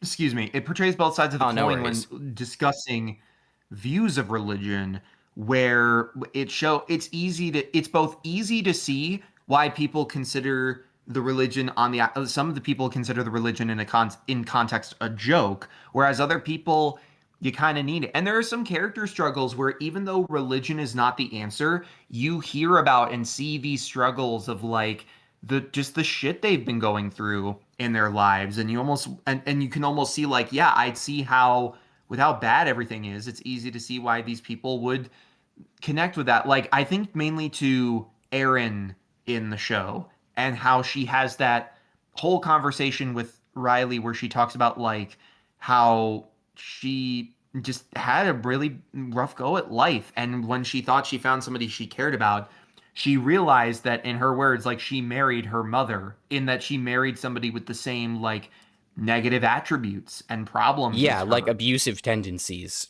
It's very heavily, Exactly. I don't even want to say implied. It's just outright stated that like Erin's mom was an abuser, and so was the husband that she ended up meeting. Precisely. So it's, in a way, there's moments like that where it's like, you can see the real life struggles of these people and understand why they would retreat to their faith in something else in that regard, or embrace it. And as well, for a lot of the Crockett Islanders, like, they are literally experiencing what they perceive as miracles. You have Ed Flynn, who's Riley's father. Ed Flynn is able to walk again, and his back doesn't hurt anymore because some of the vampire blood is going into the wine that they're drinking at Mass. I believe that's what causes it. There's like a limited amount of blood that gets into the Crockett Islanders before like the whole vampirism thing starts going wild. So you got Ed, his back doesn't hurt anymore. He's able to like dance with his wife. You've got Lisa Scarborough. Yeah, you got Lisa Scarborough who can walk. Like, Father Paul does some like insane shit where he like basically stands back and beckons for Lisa to walk, knowing full well that she's going to be able to, because like he infused her wine with the vampire blood. And like at first her parents are just like horrified, because like if your priest did that to you in real life, you'd be like, what the fuck? But then she actually walks, and it's such a crazy scene. It's like, if that happened to you, you would 100%, if you were already a religious believer, you would think of that as an act of God, most likely. Right. Or at the very least, a very, very lucky coincidence. Yeah, which might be a it's a little too very lucky. 100%, and it's just such a And then you also got the Mildred ways. Gunning just constantly de-aging as well, and also her dementia being like undone by the blood. Right. Yeah. Oh, yeah. I almost forgot about that. Yeah, that was a really good. That was a I did not surprising. expect Mildred to be like one of the most badass characters in the show at the beginning. I'm just gonna say that. Like, And I also and speaking of like the religious discussion stuff, I talked about this with you a little on Discord, but I've said this one of the scene that really like I already liked the show when I started watching it, but the scene that fully hooked me and said like, oh yeah, this is gonna like change my life in some way is the scene of Riley talking to Father Paul about like his experience with alcoholism and his why he doesn't just retreat to religion over it, because in his eyes religion is often used as an excuse to justify suffering, whether it's somebody else's fault or not. I And genuinely love I as well. Sorry, if I may just briefly go here. yeah, go for I it. love that Father Paul in these scenes doesn't like talk over Riley and actually understands where he's coming from. Like Father Paul's response is there's nothing in scripture that actually says that God neglects personal accountability. I completely understand what you're saying and there's a lot of validity to it. It's like I would really appreciate Yeah, hearing that from a religious person, even as someone who's not religious, while like talking about, I guess, my struggles with the whole concept. Because like I'm someone who right. can't really wrap my head around like Christianity as a religion. There's room in my head.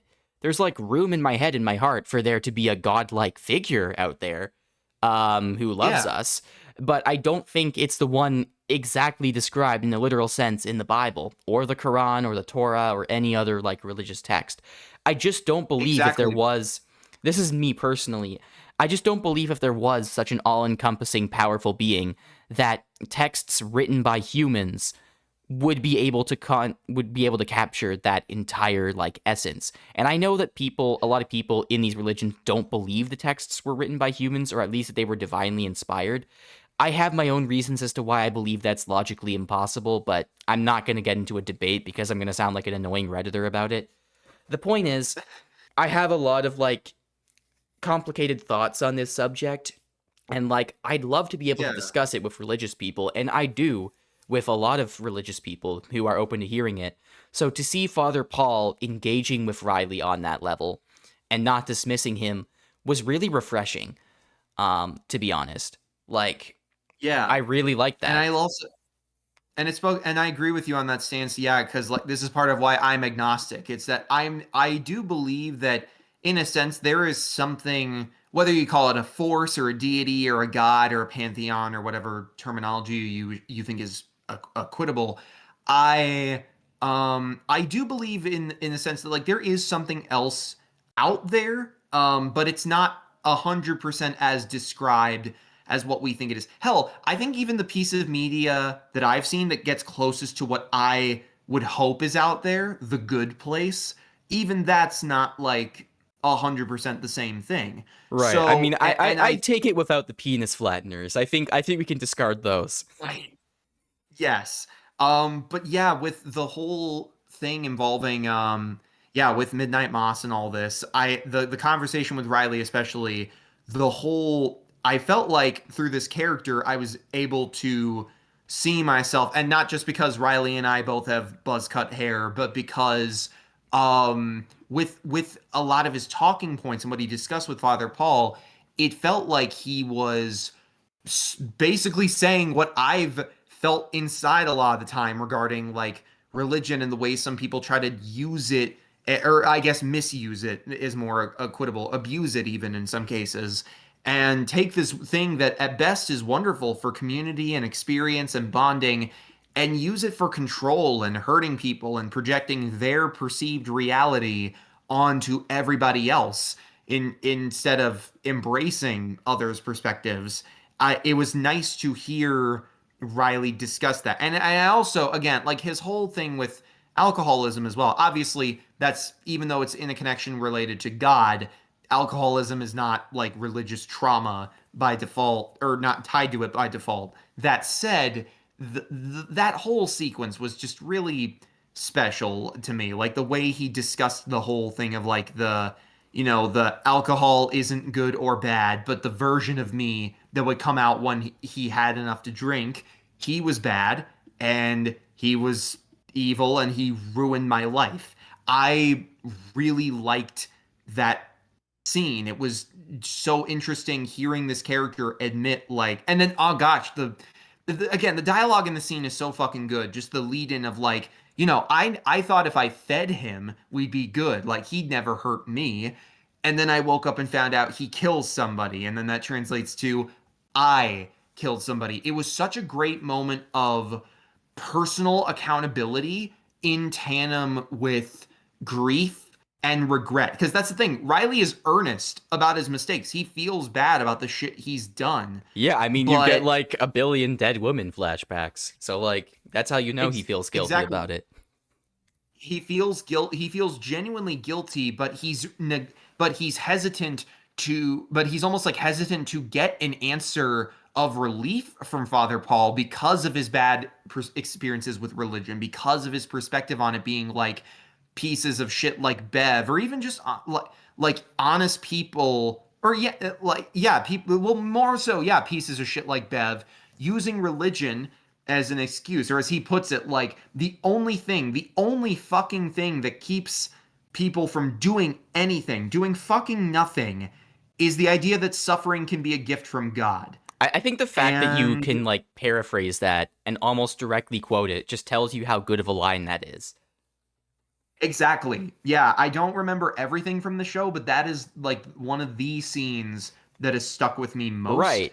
And I am very much like grateful for that moment because it kept me watching the show, but also reflected a lot of thoughts I had regarding both personal accountability and religious perspectives. So it really and as I say, I really do like that like Father Paul validates that perspective and agrees with the personal accountability thing.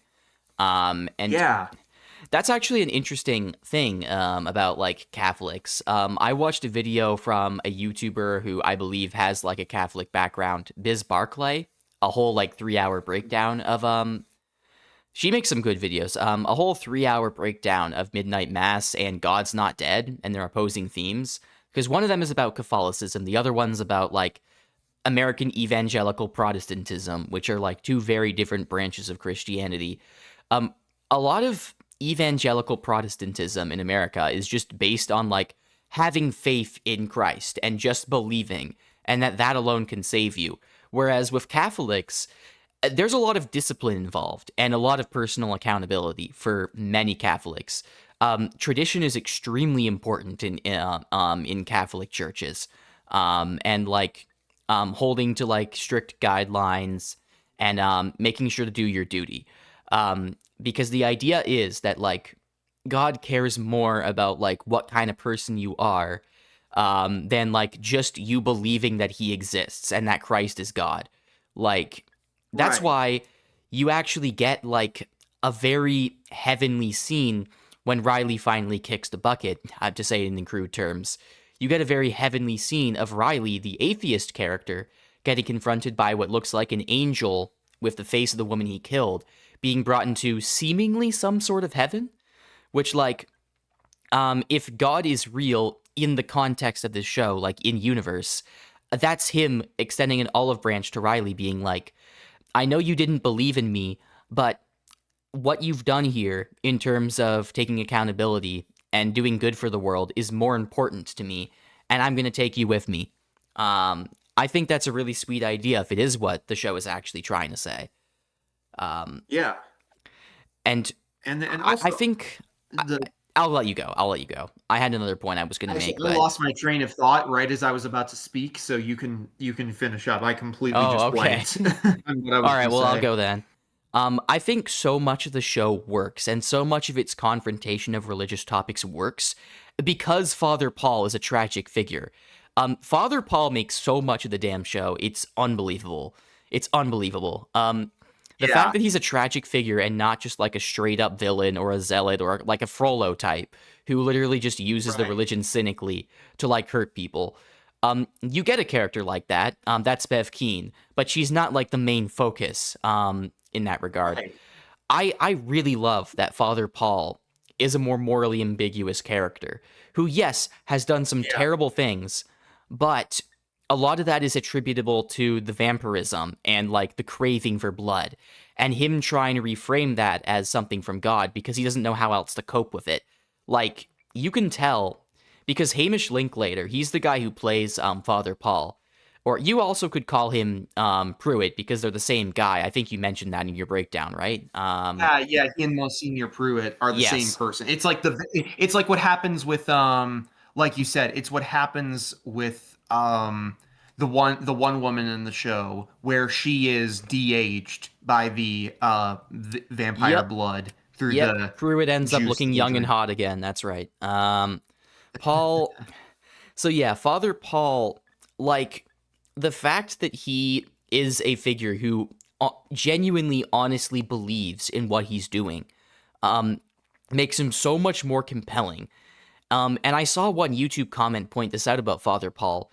The fact that if we assume that he became a vampire right in that first confrontation with the cave, the fact that he had to leave Israel, he had to go all the way back to America, presumably by some form of vehicle, like a plane or a boat. I would guess a boat.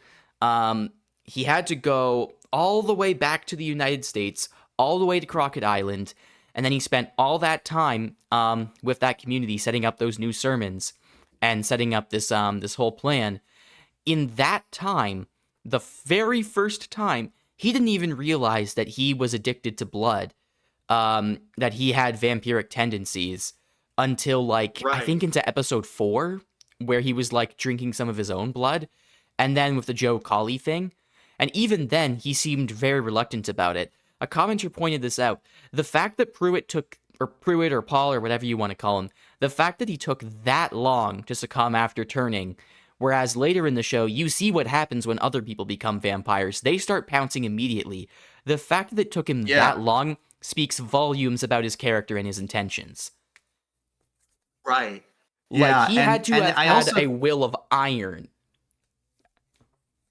Yeah, and even if he, and that's another thing as well I got to mention, even if he was like a more overtly villainous character, the scenes of him being genuinely nice would still add to that, even if he was more simplified motivation wise. Because, like, for example, with the Riley scene and that thing you mentioned of Father Paul discussing, you know, the whole personal accountability asset to appeal to Riley's emotions. That's manipulative villain shit in another version of the script where he's more... I'm not saying this is what officially happened. I'm just saying, like, in a different version of the story where...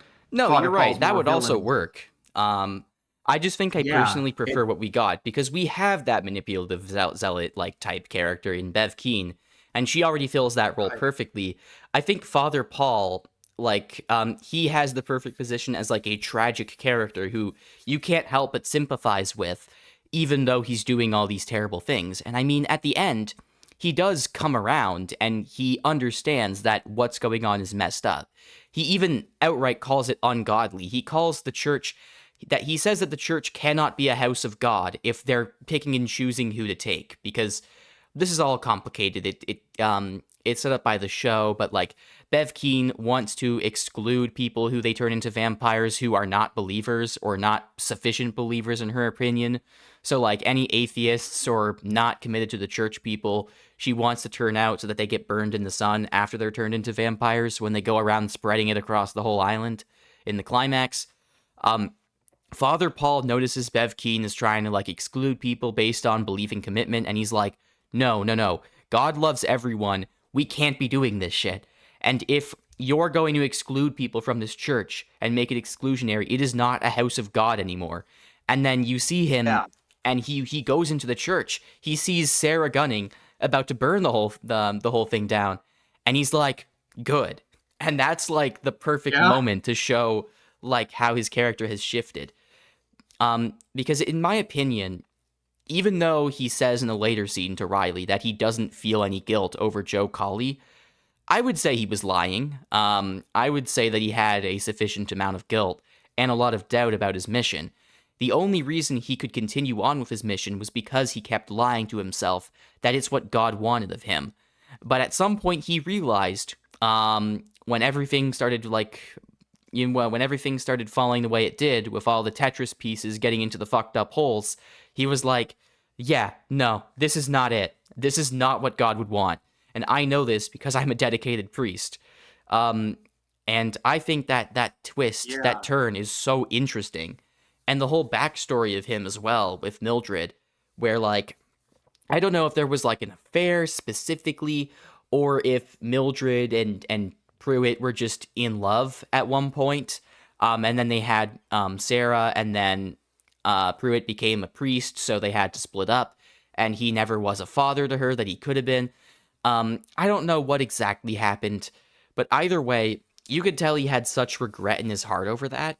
And when you learn that, like, he was the father of Sarah, that's a whole gut punch, because it reinterprets his character in even more ways. And there's that beautiful scene of them at the end, Paul and Mildred, and they're looking over their daughter, who's at this point dead, right as they're about to die, and they're like, how could she be a sin? Look at her. And I thought that was so beautiful, especially because Sarah is canonically a lesbian, which I don't know if they knew that, but I like to imagine they did, and they accepted her. Nice.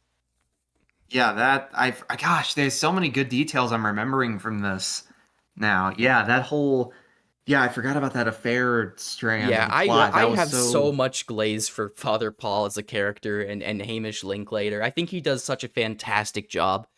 Maybe one of the best TV performances I've seen. And that is in a show that already has a stacked list of performances. I think that's about, I guess that's all the Father Paul stuff I have to say. If you want, we can get more into the Riley stuff, because we haven't even talked about the ending of episode 5, which, like, God fucking damn it, man.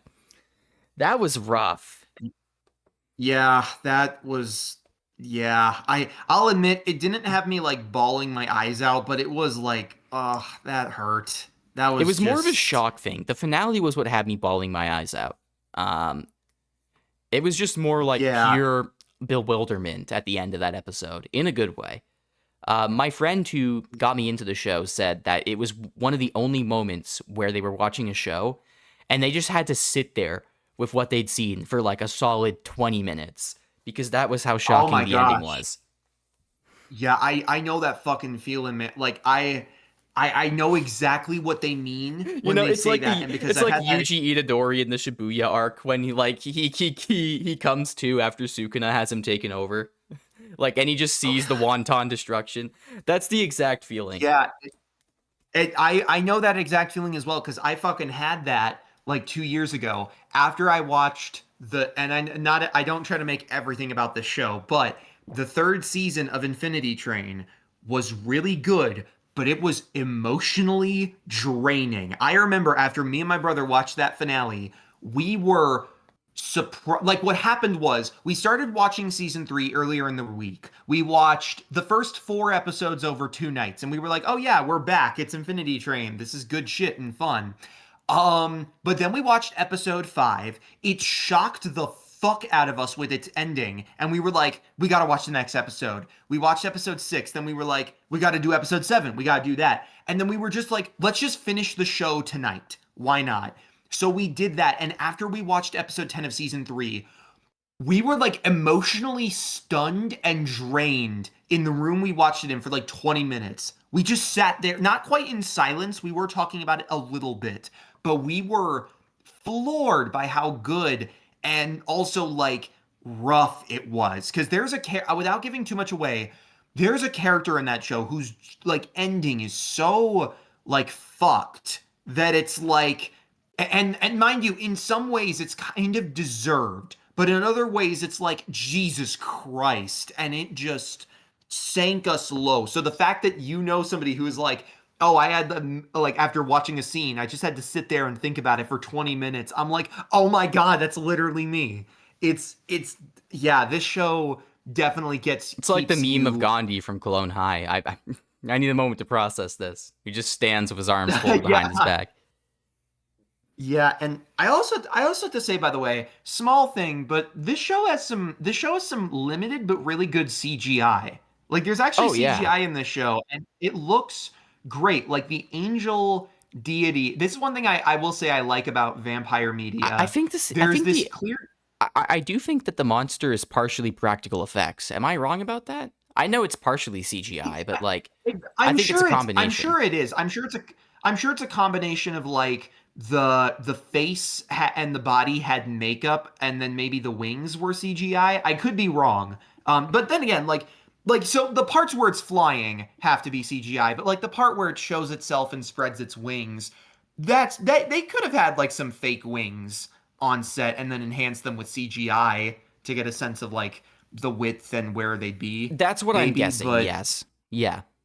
yeah, one thing I really like about the vampire design in the show is that it's kind of an intersection between what most people consider vampire designs, because there's basically two kinds of vampire designs I've grown up with. There's there's the classic one, the Draculas, where yeah, it's basically two camps, the Dracula camp and the Nosferatu one.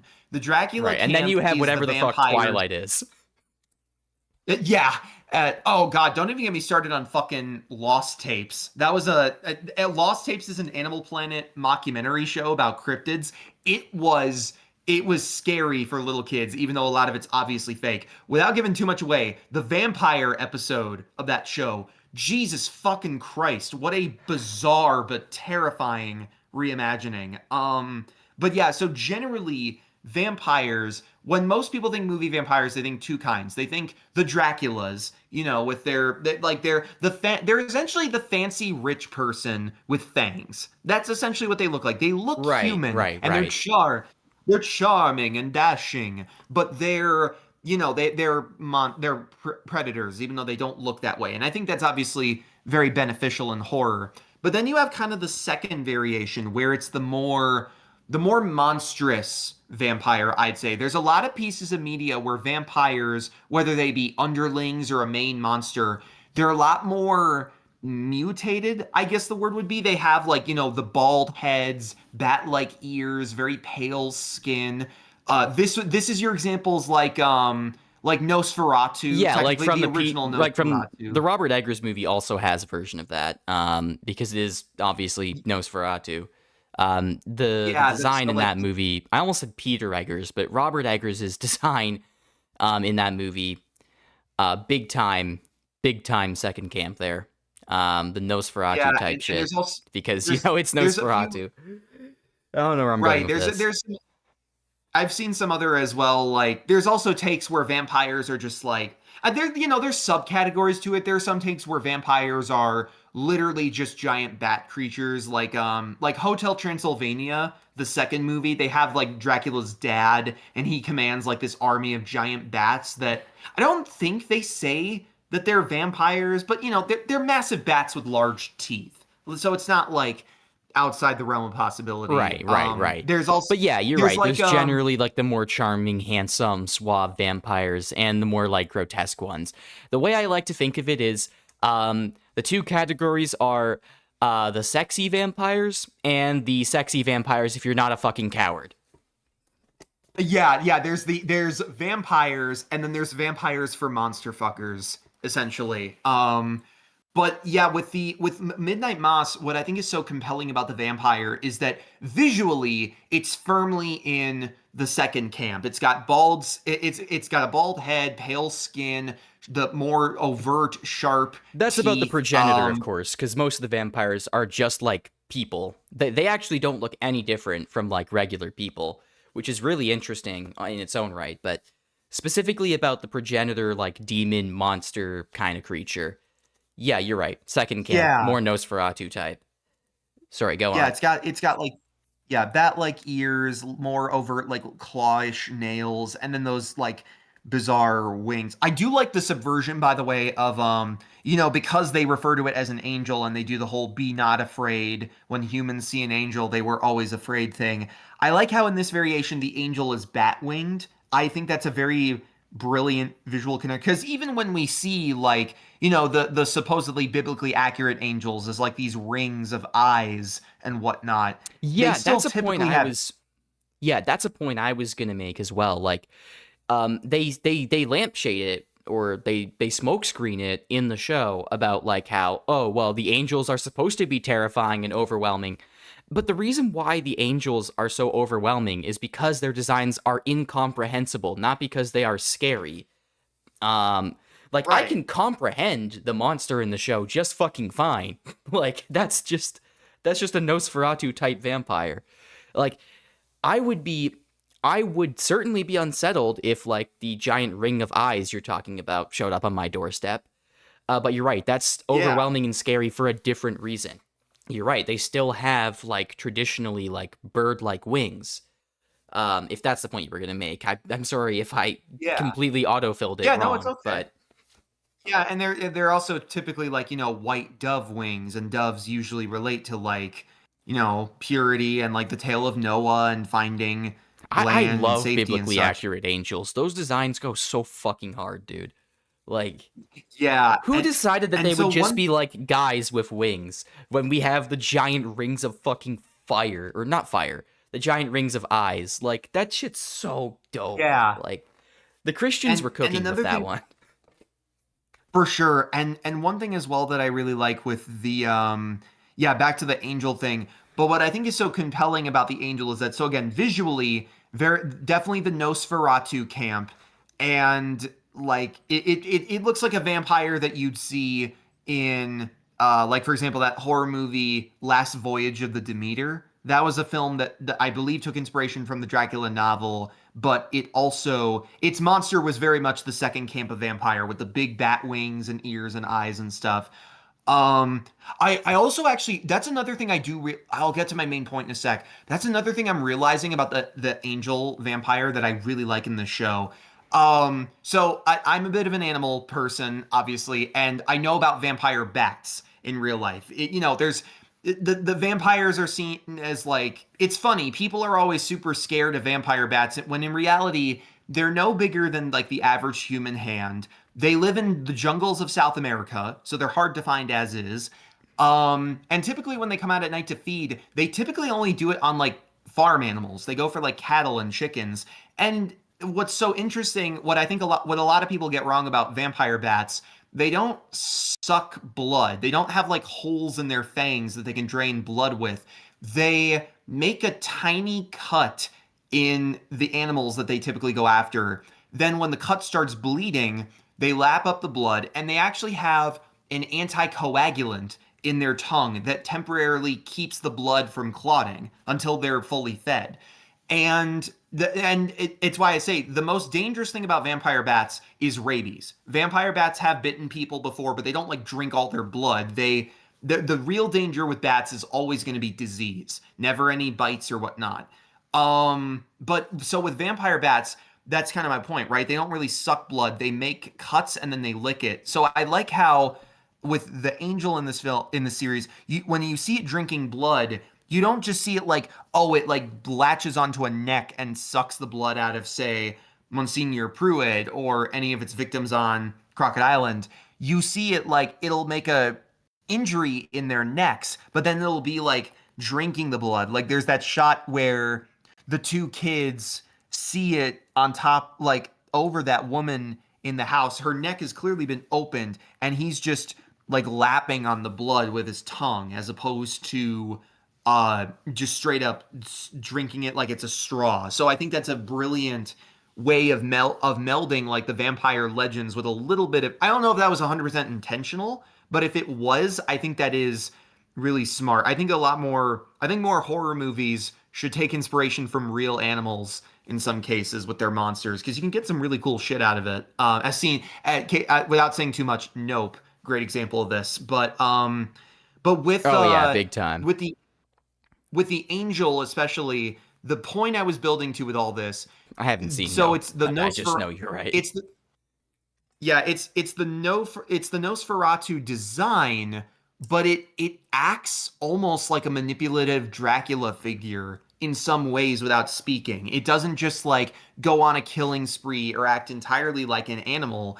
It almost plays along toward the end with Father Paul's work, dressing in the robe and displaying itself before those of that are about to become one with it as vampiric creatures. And I think that's so compelling because it's taking a slightly less popular version of a vampire design that a lot of people are used to, but not everybody thinks of typically when they think vampires.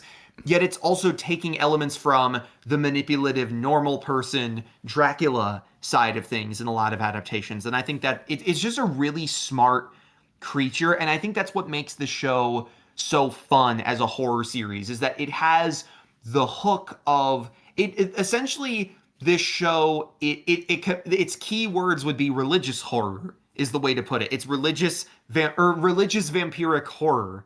And I think those kinds of combinations are so interesting. And I love that in a lot of genres where you have a simple premise, but then you add something to it that elevates it further. So like Ant-Man, for example, I know not a horror movie, but like Ant-Man, it's a heist film with shrink ray powers. That elevates it to be a lot of fun. Or Fantastic Four, First Steps. It's a movie about like, saving the world, but framed through a family and a pregnancy. And I think, like whether or not a woman wants to sacrifice her child. And I think that elevates Fantastic Four First Steps into being so great. And this show, it's very similar. It's a show about religious trauma and different perspectives on religion, but it frames it through vampires. And I think it just elevates it so much and makes it so compelling. I feel like a broken record a little bit, but this really is just such a clever show with what it discusses, even to someone like me who is agnostic, who doesn't subscribe to Christianity or Catholicism, but sees what it's doing and what it's going for and thinks it's doing such a damn good job at it. 100%. Another good example. Mike Flanagan, the director, said that he grew up with a lot of religion and he grew a bit apart from it as he continued living, but he wanted to include both of those perspectives in the show, and I think he did a fantastic job with that and really grappling with it. I mean, I've gone at length about like how just compassionate the show is from all angles. And I mean, yeah, you've gone on about the imagery. I think we've more than made that argument about how considerate Mike Flanagan is of these subjects. Like Mike Flanagan, sure. Good storyteller. Thumbs up for me. I still got to check out his other stuff. I still haven't seen Haunting on Hill House, Haunting of Bly Manor, or he has another one called Midnight Club. I don't know what it's about, but I've heard nothing but good things about it. And he also directed The Life of Chuck, which like my friend has been glazing to me nonstop and wants me to watch. The same friend who recommended Midnight Mass, that is, but I'll see about it eventually. I know almost nothing about the movie. I know it's based on a Stephen King story. I know Mark Hamill is in it. I know there's a guy named Chuck in it, I would guess, but that's all I know. That's everything. Oh God, dude, I'm also so fucking excited because he's not directing, but he's writing the Clayface movie that they're making at DC right now. They're filming a Clayface movie directed by James Watkins with a screenplay by Mike Flanagan and another person named Hussein Amini. And yep, gonna be fired. 100%. I'm calling it right now. Apparently, you can quote me on this. If I end up being wrong and it sucks, like laugh at me. But I'm casting my bets. That is going to be awesome. It's a Mike Flanagan Clayface movie set in James Gunn's DCU. I think it's going to be fucking awesome. Yeah, it's that's also a slam dunk. I think it's also so interesting because it's technically the third DCU movie. It goes Superman, then next year we're getting Supergirl, and then also next year we're getting Clayface because they've already started filming for it. So I think it's so interesting. Dude. I can't wait for those that we're getting movies. Yeah, I think it's also Go interesting that visit we're the getting past podcast episode about Superman to see how Kevin and I feel about that. We like it. Big yeah, thumbs up. and I'm excited for it. Not only because we actually saw a bit of Clayface or DCU Clayface in Creature Commandos, so I'm curious to see what he looks like in live action. But we also, and that's not like a big spoiler; it's in one of the trailers. But we also, again, it's fucking Mike Flanagan, and given how good he is at directing this kind of horror, I'm curious to see what he does on the writing side of things, because I think Clayface is a character that I've always liked, but I haven't fully appreciated yet like others have, and I'm very excited to get to that point now that I understand the tragedy with the character and thinking about like what Mike Flanagan could bring to. Okay, yeah, it says here in an article title, he says it's not his movie, which makes sense. He's not directing it, but he's still doing a screenplay for it. So that's really good stuff, and you might as well use the clout a bit, because I'm also very excited because with Flanagan again, I've of his work I've basically only seen Midnight Moss, but there is another one of his shows I've seen, The Fall of the House of Usher, which is like a modern day adaptation of various Edgar Allan Poe stories framed through this rich That's like interesting. Usher family. Yeah, it's a show that I knew like next to nothing about going in. All I knew is that it was Mike Flanagan's. It was his last like horror series for Netflix. So I wanted to check it out when my parents started watching it. Dude, it is a trip. It's 8 episodes and it's a lot. Now I will say I have seen some people with mixed opinions on it. I was on Letterboxd once, and one person I used to follow a bit more often, they gave it a 2-star review despite being a big fan of Mike Flanagan. They thought it was really slow and predictable, whereas I thought it was mostly very well paced, really tightly written, tense, and in some cases, I must say, I think there were cases where that show was just fucking scary to me. Like there was some parts of the show where I was viscerally disturbed by some of what they adapted from. There's this one I won't say what it is, but there's this one sequence that when I realized what they were doing right as it started, I was filled with pure Alfred Hitchcockian levels of dread. Because like there's an interview where Alfred Hitchcock is saying like it's more scary if you know there's a bomb under the table instead of the shock of a bomb showing up out of nowhere, because throughout a scene you're having the tension of like, what are you idiots talking about? That's why Mission What are you Impossible doing? works so well. It's not a horror franchise, but the tension exists in so much of. Hold on a second. I forgot that I scheduled the Discord shutdown at this time. Okay, hold on a second. Yo, sorry. Hold on. Can you hear me? The entire Sorry. Yeah, I can. Yeah, no, I forgot that I scheduled Discord to shut down at 10:55 on weekdays. I was going to turn that off for today because we had a podcast plan. I generally do that to control my sleep schedule, but I forgot to turn it off, so Discord just closed. It's okay for like a solid minute it's okay. there. Oh shit, my bad. Yeah, I was just saying that. Yeah, with the Hitchcockian dread that I felt in one sequence of House of Usher was unbelievable. There was also, I will say though, there was at least one part where I almost quit. There was one shot of gore that was technically imaginary, but it was a little too much for me, and I almost gave up. I actually almost screamed, which I don't usually do. Usually when I get scared by a scene in a movie, I'm like, fuck, or something. Like in Midnight Moss, for instance. I'm just imagining you're saying it like I'm picturing one of two things. You're either reacting like Ice Cube in War of the Worlds 2025, or you're doing like the Mark Wahlberg fuck from when he learns that Jonah Hill will be the next Superman in Ted 2.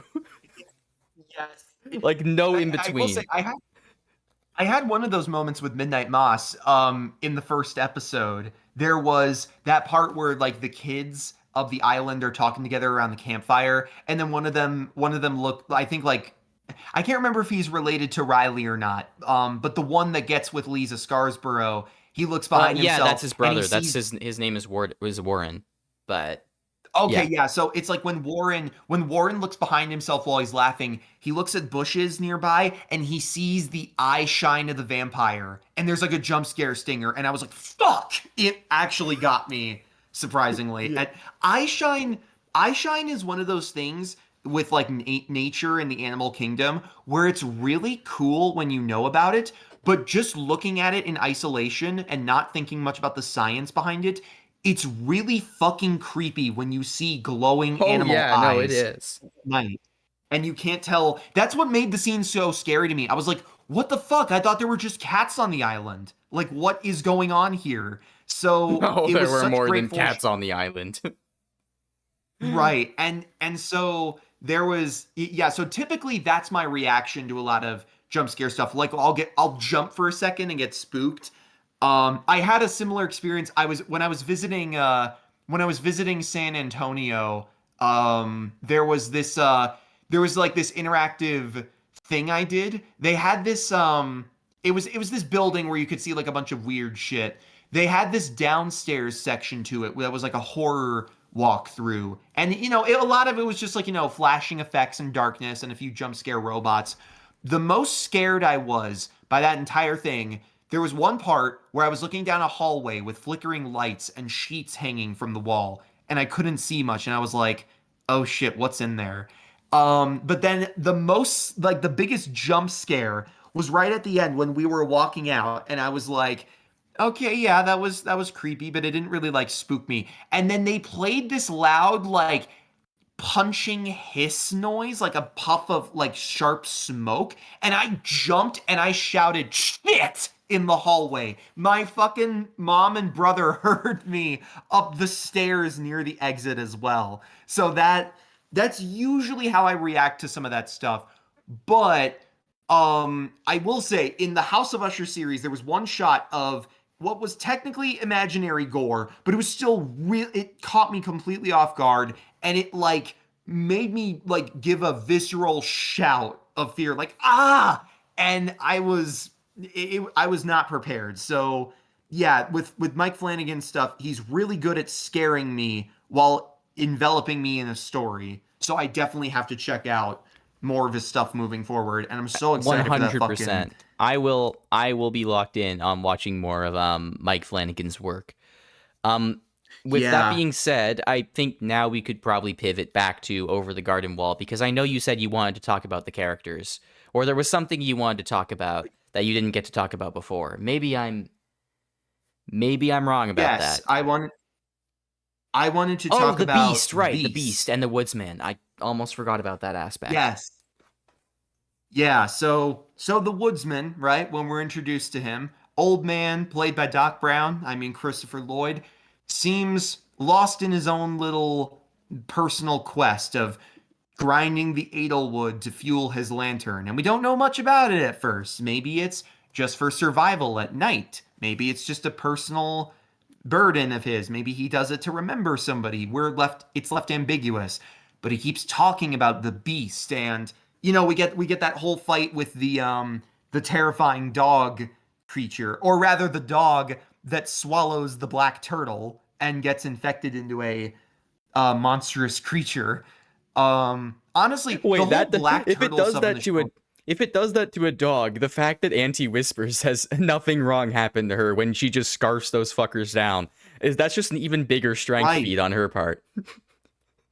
Exactly. It's so creepy. And it's also interesting because it's like, yeah, the black turtles, they don't affect anti-whispers that much. And yet the dog turns into a monster. But also, one thing I'll bring this back later because we got to talk about the beast and the foreshadowing first. But so, they beat the dog and they get the turtle out of its mouth.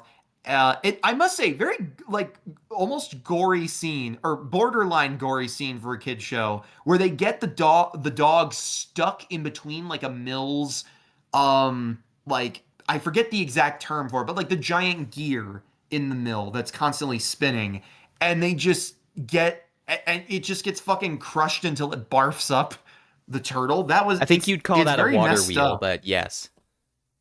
A water wheel, yeah. And so, but then of course the Yeah, woodsman that's reveals quite that messed was up. SpongeBob roller coaster reaction image. Get owned, nerd.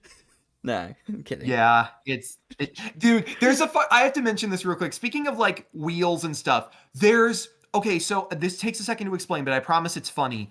There's an episode of SpongeBob where it's Mrs. Puff giving like a driving test, like do's and don'ts video. And we see like Squidward is the good driver, SpongeBob is the bad one. In one part of the episode, SpongeBob like crashes into Squidward's boat. He goes flying through the air, and then out of nowhere, on the streets of Bikini Bottom, there is this fucking, what fans have called the contraption. It's just this bulldozer-looking shit, or steamroller-looking shit. It looks like a steamroller, but there's two, like, rollers at the end of it, and both have spikes on it, for some reason. Nobody knows what to call that thing, and Squidward just goes launching into it and gets crushed by it. And for some reason, at least in my meme community, I follow this one YouTuber whose community uses this as a meme. There's this amazing meme where people will just replay that clip with like text calling it the contraption, but they play like the opening of Lady Gaga's Bad Romance. I have no fucking idea why, but I just find that really funny for some reason. And the fact that we were talking about like a crushing spinning thing, and then you bring up SpongeBob. A lot of people ask what the point of that vehicle even was, and I don't think we're ever going to get an answer to that. Like, what's the non-malicious purpose for a contraption like that? I think there's for some reason I feel like there's a Discord gif of Squidward getting crushed by that vehicle where like the caption is just Joe Biden for some reason. Like, I don't know why I'm specifically remembering that, but oh god, I'm looking up on fucking DuckDuckGo right now. You know the meme of like the Call of Duty guy with the guns, but there's text that says like, is that blank? There's a version I just found where it's is that the contraption specifically designed to kill Squidward? Oh god. Yeah, one of the first Reddit posts I see about this. Why does the Bikini Bottom have this vehicle? Anyway. For what purpose? Who knows what fucked up shit goes on in the Bikini Bottom? If you watch the channel We Are Not Alive, which is like a writers collective, they have a series that goes into like where they basically just review random episodes that are randomly selected of modern SpongeBob, and the shit that goes on in those episodes could genuinely make for so many podcasts. It's insane. Oh my gosh. But yeah, back to Over the Garden Wall. What I think is so interesting about like the Beast foreshadowing, the part that really like settled in for me of like, oh, there is something really wrong out in this forest, is the part where like the woodsman talks about like how he stalks like the night and he's the death of hope, which is one thing. It's, you know, cryptic and spooky. But then he says the part of like, he steals the children and he'll like, he doesn't even finish. He just breaks off mumbling in like a depressed state. And that for me, I remember hearing that and it's like, oh yeah, there's something really wrong here. Like even worse than I thought. And then we have the reveal of the Beast. So I have to say, the writing in the Dark Lantern Tavern episode, really fun, really good. All the writing in the show is, but the Dark Lantern Tavern episode is so entertaining because of the whole archetype discussion for the characters, all the jokes, the fucking the highwayman. That whole highwayman sequence was so. What did you think of that, by the way? Was that just bizarre to you, or like? Oh no, surreal? that was funny. A lot of the voice acting saved it as well. I don't want to say saved it as if it was bad, but like no, that whole sequence with the guys who had like very specific occupations, and they were trying to sort word into one. That was actually I really like that episode. It's also what gave us Fred the horse, so like it's automatically true. peak. Yes. I also I really like the guy who voices the butcher, where he's like, "I'm the butcher." Like that was fun. I love the bit of the fucking when they still think Wirt is the young lover, so he's just like, yeah, love, sing us your love song. I like the idea that they have a specifically designated lover for like every age bracket. Like there's a young lover, Right. like there's an old lover, there's a middle-aged lover. Like there's probably one for every single. There's probably subcategories. It's like how they have the midwife, which implies there's just a regular wife Right. or an Well, ex-wife as well. The midwife implies the existence of the peak wife. And then there's the ass wife, I guess, or The like ass the shit wife. ass. But yeah, with the Dark Lantern episode, so then the song about the Beast comes on, and I think I remember as a kid that was one of the few moments of the show that like got to me a little, like the little bit of the lyric of like the Beast is out there with the keyhole looking out into the dark rainy forest. That stuck with me when I was younger. I remember that creeping me out. But I forgot until I rewatched the show a few years ago the lyrics about, you know, the will beginning to spoil and turn you into a tree of oil. They literally say the victims of the beasts are turned into the Edelwood trees. That is so And fucked up, by the way. Like that's really dark for a kid's show. Turned into trees and chopped down and grinded into oil. It's just so fucked.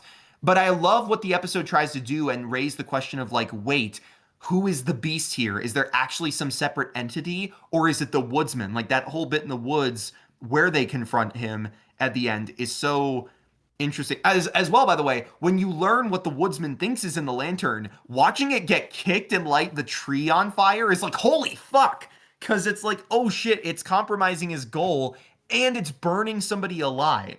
So it's like, geez, because that was an Edelwood tree that caught on fire.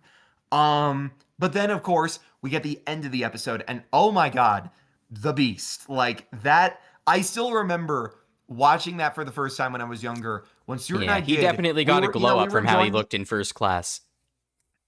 Yeah, yeah. When we were watching it as kids, we were already Not the laughing same at like, you know, beast. the ending joke with Fred the horse introducing himself. Nice to horse your acquaintance. But then just out of nowhere, you hear this surprising deep voice with this eerie music, and you just see, like I said earlier, the eye shine. Like eye shine is just fucking creepy sometimes if you can't tell what it is. So to just see this white-eyed horned creature, it just standing there, and you can't even see its mouth moving. That's what's also so creepy. We don't see the beast's mouth really in the show. And so it's just it again, the Samuel Raimi is like a such an interesting voice actor, because this is one of those cases where I'm not going to say he's an unknown, but he feels so unknown compared to some of these other celebrities, but his voice still stands out so well. It really is impressive. And the delivery and the just that whole scene is like so tightly written and perfect, of like the manipulation of the beast. And this is another thing that feeds into the whole purgatory idea with Over the Garden Wall. I've seen a video by the YouTube channel Overly Sarcastic Productions where they talk about Over the Garden Wall a bit, and they discuss how there's a lot of parallels between Over the Garden Wall and Dante's Inferno, and like Dante's journey through the circles of hell. And they make a great point about how Over the Garden Wall is not Dante's Inferno, but it echoes it. Very, in some very, ways. very, very potent observations. It is not. It is a different piece of media. Yeah. Yeah.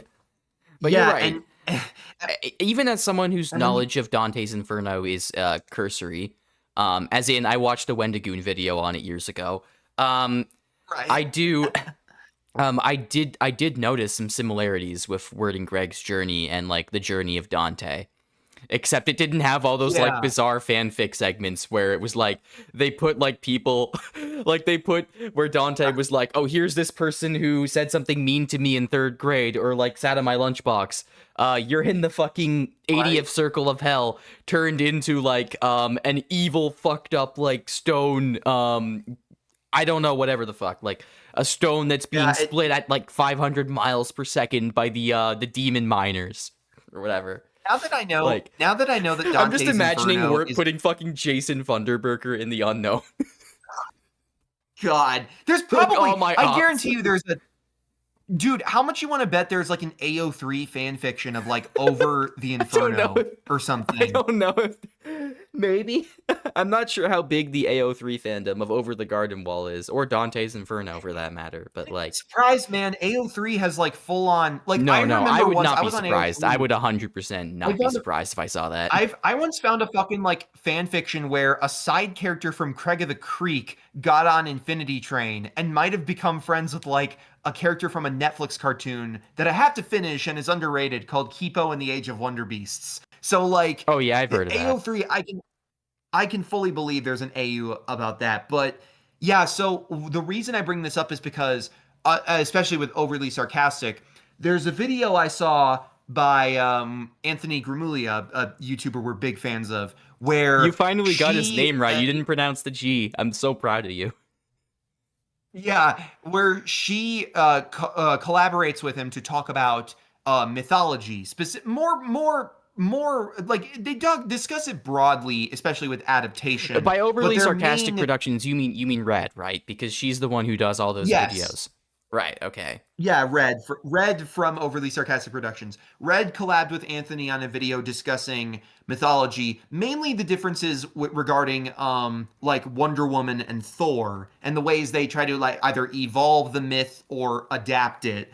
And especially with Wonder Woman, all I'll say is like Marvel Hercules is very different from DC Hercules. Let's leave it at that.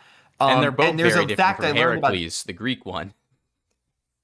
Yes, and very, very different from Disney's Hercules, kind Many of. are saying. Well, the Marvel one kind of skews to it, but anyway, the reason I bring this up is because during that video, Red makes a point about how a lot of the newer of fascination that like certain Christians have with like, oh, going to hell and hell is a real place and Satan being this horned paganistic devil and stuff. A lot of that wasn't what was there at first. In a lot of older stories, Satan wasn't like the ultimate evil of all time who just embodies pure sin and depravity and monstrousness. There are times where he was more a whisperer. He was more like, no, he's just a guy who suggests the bad thing. And it's ultimately up to like humans He's to just an make that op. decision or not. Yeah, he's Right, just an right. op, What John, essentially. what I almost said John Paul. What Father Paul was saying about personal accountability not being negated by God. Yeah, that's a thing that I've noticed from like looking into Christianity. The very physical, like fire and brimstone conception of hell is completely tacked on. Like it was not in the Yeah. Bible. It was not in the original theology. Not until like way into medieval times when that became like an attractive prospect for like a lot of people using religion to their own ends. Dante's Inferno massively popularized that version of hell. That is not really a thing that Exactly. exists in original Christian theology. And it makes no Exactly. sense anyway, because like, why would you get an infinite punishment in like this burning hellscape for what is inherently a finite crime? It just doesn't logically compute. And I mean, I think a better explanation beyond just saying God works in mysterious ways is just that that's not what hell is, which I think Christians who like adhere to the original theology fall back on because that's just the case, you know? Right. And so the reason I bring this up is because with the beast, I'm not going to say the beast is the devil, obviously, but I think it's interesting how, you know, you have this horned creature who's being very manipulative towards the woodsman. And for most of the show, doesn't even force anybody to do anything. He goads them into it. He's a sweet talker and a manipulator. And I think that's He part of what reminded me a makes lot of him. Bellows, not just because of the horns, which is also like a big feature of his more monstrous design, but also because Bellows thrives on manipulation and playing into people's emotions. And he's also a Christian who is ironically very, very devilish and demonic, despite being like a Puritan, having Puritan Right. origins. Yeah. Hell, he even transforms into like a deer horned or a deer antlered monster at the end of the show. That honestly, I must say, it looks both like eldritch and terrifying, but it also kind of reminds me of like these corruptions of different like certain native cultures monsters. I'm not going to say names because we as white people we're not technically supposed to say the name of the creature I'm thinking of, but Right, people yeah. have misinterpreted that monster, and so Belos's final transformation, almost looking like that, almost feels reflective of like religious extremists twisting myth from other parties to make theirs look better.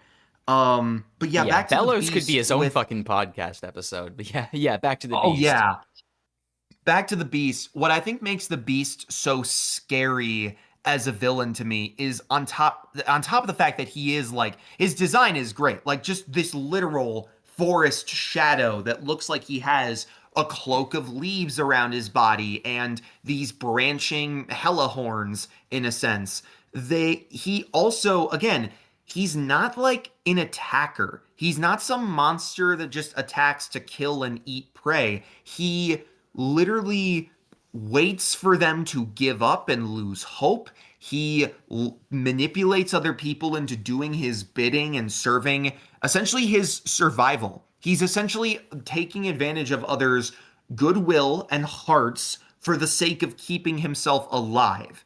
And I find that so creepy because he's not that physical, yet he does so much like fear, like dread and damage throughout the show. Um, there's this one I have to say, by the way, the part where like so the Cloud Kingdom episode, right? Babes in the Wood. That episode's a lot, obviously. It's very um for lack of a better word, dreamlike for obvious reasons. It's got a lot going on, and it does complicate the purgatory theory a little bit, I'll admit, because it's like, wait, did Greg astral project to heaven with those cherubs? And did his brother almost drown faster than him? I like how this implies If that there's like a dream within the dream, which is something I've actually had right, before as well with dreams, but not like in that not in that sense.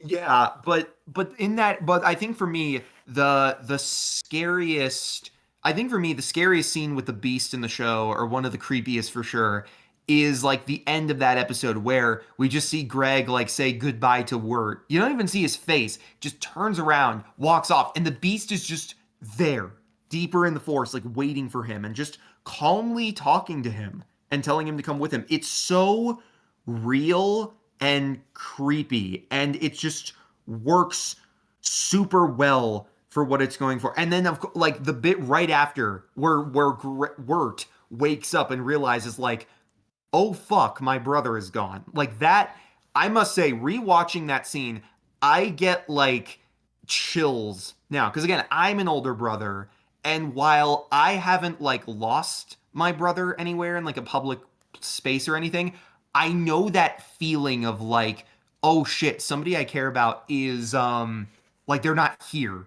And I don't know where they are. And I feel lost, and I'm mentally not sure what the hell is going on right now. So it's a feeling that I think the show captures very viscerally and in its own way scarily. And I think, yeah, like we've said, Over the Garden Wall is not traditional horror. It's just its horror is different in the ways it expresses it. And I think especially with the Beast, there's so much, it's this great balance of just yeah, dread and sadness with his fear factor, especially God during that final episode. Like that whole scene of the woodsman saying like I didn't know this is where the Edelwood came from. It just fucking like I forgot that from the first time I watched it as a kid. I forgot the whole Edelwood part. So when I rewatched it a few years ago and I got to that scene, I like gasped and I was like, "Oh my god, I didn't even remember this part. That's insane." And Christopher Lloyd, again, the acting in the show is so good. Fucking destroys me in that scene. Like his delivery is so pure and real and sad. It's just a very Right, because he it's thinks just his very daughter is in the lamp, and that's the only way that he's ever going to be able to see her again, and that's what the beast uses against him. right. It's And so man. yeah, Yeah, keep going. I also love the fact that, like, as I said before, Over the Garden Wall has tons of examples where something seems scary and overwhelming until the characters figure out a way to make it not scary. They figure out a way to conquer it by being there for each Right. other, and being willing to stand on business for each other, even in these like Yeah. scary situations. And they defeat the beast in the same way, where like Wirt essentially is almost manipulated into taking place of the woodsman, where he gets the lantern, and the people he cares about are trapped inside the lamp, because the oil that they're being like turned into is also supposedly being burned in the lamp. So like, of course, that's where the souls are. So you expect that maybe Greg becomes like the new lamp fuel, which is disturbing, and then Wirt becomes the new woodsman. But then Wirt's just like, wait, hold on a minute, this is bullshit. Like, what if you're in the lamp? What if that's why you Yeah. care so much about the lamp? And then the beast immediately starts coping. Like, you can tell that he's got his ass with that one. Like, Exactly. And then that as well, by the way, the animation when the beast starts freaking out is really good. Like the show's animation is great, but that especially was like the there beast was just such straight up goes, "The West has fallen, billions must die." After Wirt asks him a single question.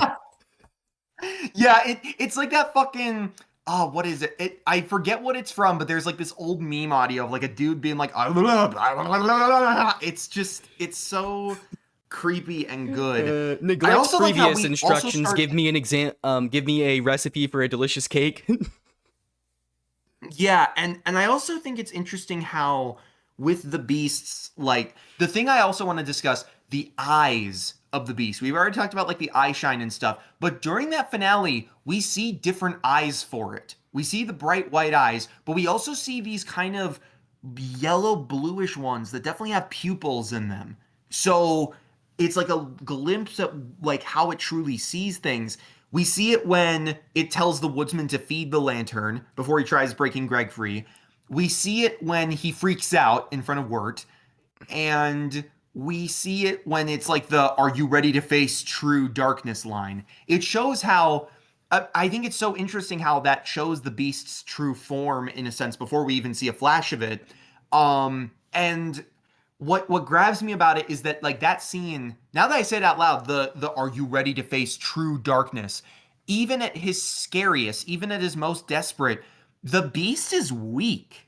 He can only do so much. All he can do is talk and manipulate and mislead people into getting what he wants. And it makes him as pathetic as he is creepy because his words are enough. Yeah. And I think All that it takes to works. snuff him out is Wirt opening the lantern very briefly, and then the woodsman being inspired by his action and opening the lamp. Yes, he risks the fact that he might never see his daughter again, which spoiler alert, he does end up seeing his daughter again, so that part's fine. But like, Right. he realizes that that's all he needs to do to defeat this lying, sniveling bastard that's been Yeah. manipulating him this whole time. And then he's And gone also, like a puff of wind. right, and we also get the shot of the woodsman saying no as he shines the lantern on the beast, and we briefly see its true form. And it's this tree creature in a sense. It looks well, maybe not tree creature, but it looks like the Edelwood trees. The beast has like this gaping maw and these holes that look like eyes and mouths and such. And that's what makes it's interesting because this is part of why I say the beast isn't the devil, is because it'd be easy to say that just because, oh, evil manipulative creature with horns. But here's the thing, right? The beast, like I just said, it looks like a bunch of Edelwood tree faces. It melded into this nightmarish thing. But the Edelwood is souls. The Edelwood is dead people turned into trees. So if there are multiple souls inside of the beast, and those are what fuel him, do they get assimilated into him? Or like it raises so many creepy questions about the unknown. Like, if this is his forest and he's an embodiment of it, and actually, yeah, because blowing out the beast is what lets Wirt and Greg go home and wake up from their like undersea or underwater state of they're fucking drowning, wakes up from drowning, and that takes them out of the unknown. Yet we see them at the end, so it's like the snuffing out the beast like eliminates the unknown and brings them back to life in a sense. But I do think what I I will think is briefly cut in here. I do think that the unknown is a real, like, actual place. It's just sometimes when people are in like the situation that Wirt and Greg are in, almost drowning, they tend to get transported there. We know it's a real place right. because we still see stuff going on in it after Wirt and Greg have woken up. In that like little montage at the end. Yeah. And And Jason, although the frog has the bell in his stomach right, still. of course. I will also add, we only see the woodsman in his house without any other connection to the other places, and we see him meet his daughter there. So I do have a bit of a theory that the reason why the woodsman couldn't find his daughter in the first place until that scene is because the woodsman was also in a state of purgatory sleep, like whatever, like Wirt and Greg were. We can assume that like time works differently between the realms and whatnot, because like obviously physically, if he was if he was underneath a lake for that long, he'd have fucking drowned. But like, you get the point. The same goes for Wirt and Greg. If they were underneath the water for as long as it takes them to get out of the unknown in the show, they would be dead. So I think it's the same for the woodsman. I would say my theory is that the woodsman was also asleep and transported to the realm and separated from his daughter, and of course the beast got a hold of that information and then started using it against him to its own ends. So there you have it. That's my take on the woodsman thing. To me, it explains why he was suddenly able to to see his daughter again. I think that's a good way of looking at it. I think with as well with the beast, what I think is, but that's what's so interesting. It's so cool how they go about his physical form, I think, because with his design, because he looks like both a mixture of an Edelwood tree but also like a humanoid creature with arms and a face, it shows kind of how fragile he is. Because when you think about it, like the trees of a forest are as deadly as they are not a threat at all. Because on the one hand, trees can collapse and crush you, and trees are made of wood, and you can kill yourself like hitting wood too hard in the head. On the other hand, and branches are sharp, splinters pierce the skin. But then on the other hand, trees provide and don't forget homes, about the real threat, the morning wood. That's what you really want to look out Oh for. God. Yeah, they're part of the passage of time. They're stationary. They're not trying to fall over or hurt anyone. And they're also flammable. So it kind of shows like humans, like how like powerful yet weak we are in a sense. But also our monsters live by that law in a weird way. There's it would just be an so example much of the good concept of the sublime in romantic literature, where it's like nature kind of invokes feelings of awe, and wonder, but that can also intersect with like feelings of like powerlessness against nature. It usually is a positive feeling, sublime. I'm taking a romantics course, so that's why I know these terms. But the sublime could also very much be twisted into a creepy kind of feeling, indeed. But, Yeah, and I've seen it. I saw a great there's a great YouTube channel I found recently named Connor McGarth. It's funny, he's not a horror expert, but he makes some really good videos about like horror games and movies.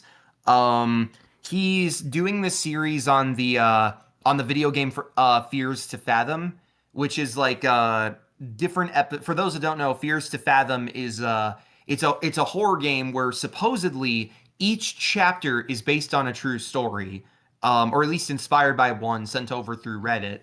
Make of that what you will. But each episode is very different. I always so trust like Reddit. episode 1 is about like a home invasion story. And everyone Episode clapped. 2 is Well, not episode people 2 is whose a homes were being hitchhiking invaded. one. I don't think they did. Episode 1 is home invasion. Episode 2 is a hitchhiking. Episode 3 is a like a house sitting scenario. But then episode 4 specifically, there's a fifth one, but then episode 4 is about a forest watchtower situation where a guy is in charge of, like, they call it like Ironbark Lookout in the game, a large Pacific Northwest forest.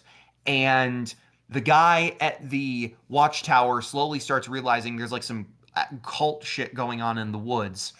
And in Connor's video, he talks about how with the forest, it's so peaceful and serene and helps you get away from reality, but it's also consuming. It's even though it's hard to get lost nowadays in the 21st century, really, it's still crazy how easily you can be separated from others in the woods, and how in the woods the feeling of like getting away and being who you want to be outside society, it doesn't just apply to you. It applies to anyone. Anyone could be out there for better or worse.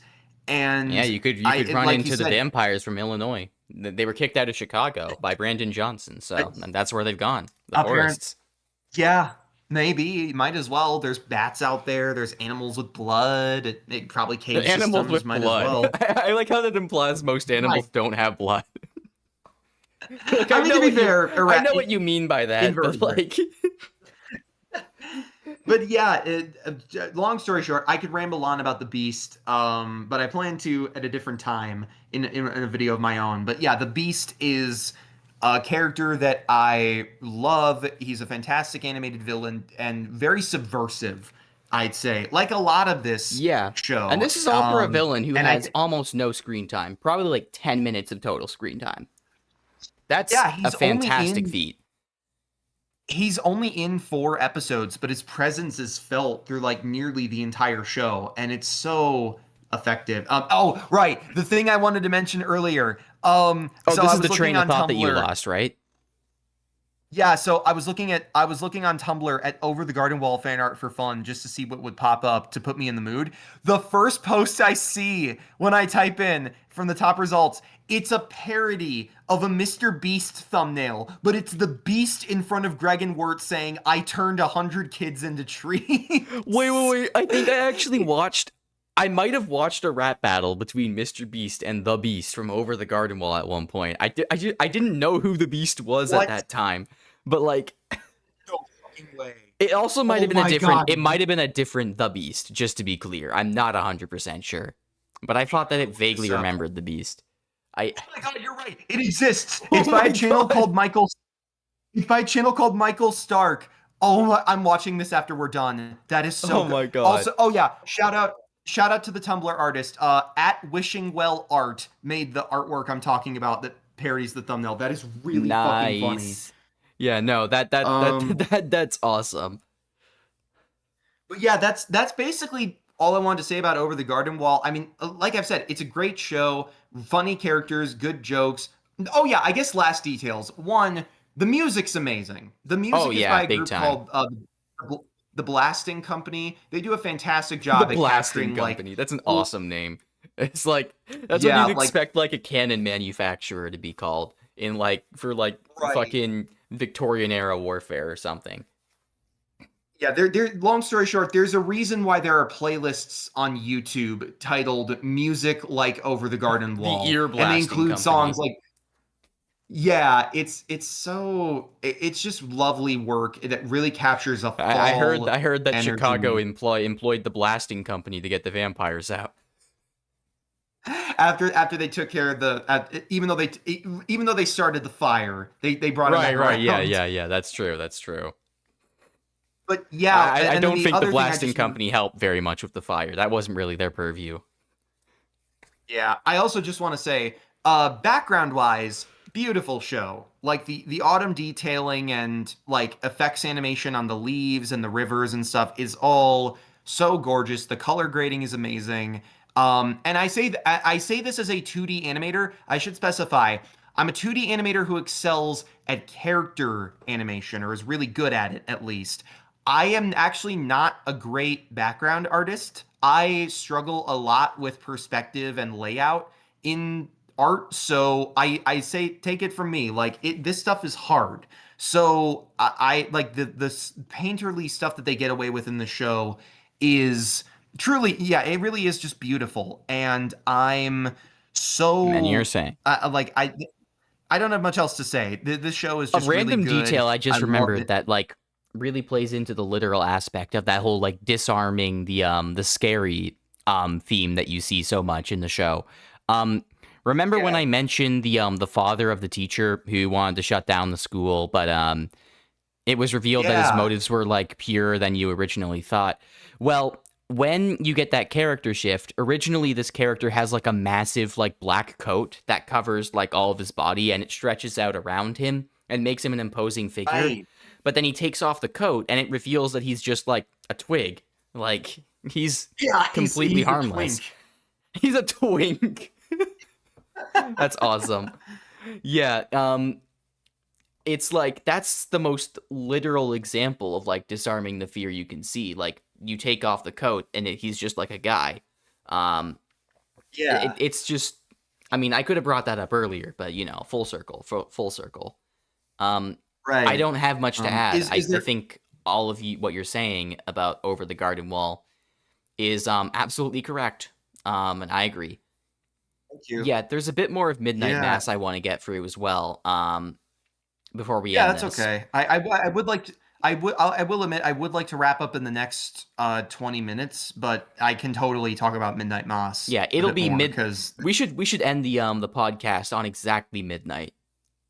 We can do that. I got to get to sleep, but Which yeah, it'll be no, midnight. sorry, for it'll be you. midnight for me. Yeah. That's what I meant. In 20 minutes. Right, yeah. In that case, yeah, that's perfect. Yeah. But yeah, and I'm glad we're moving. But yeah, point is, Over the Garden Wall, great show. If you haven't seen it already, you're fucking stupid for watching this first. I'm just gonna be mean and say it. Go watch this show. You could have watched the show in less time than it took you to watch this podcast episode because it's been going for 3 hours now. That's longer than the runtime of Over the Garden Wall. Exactly. I will say, like, if you're confused on where to watch it, you can either buy it on YouTube. I did. It's only $10 for like high definition. I highly recommend it. But if you oh yeah, no, but if you want to watch it on a bought streaming, it 100%.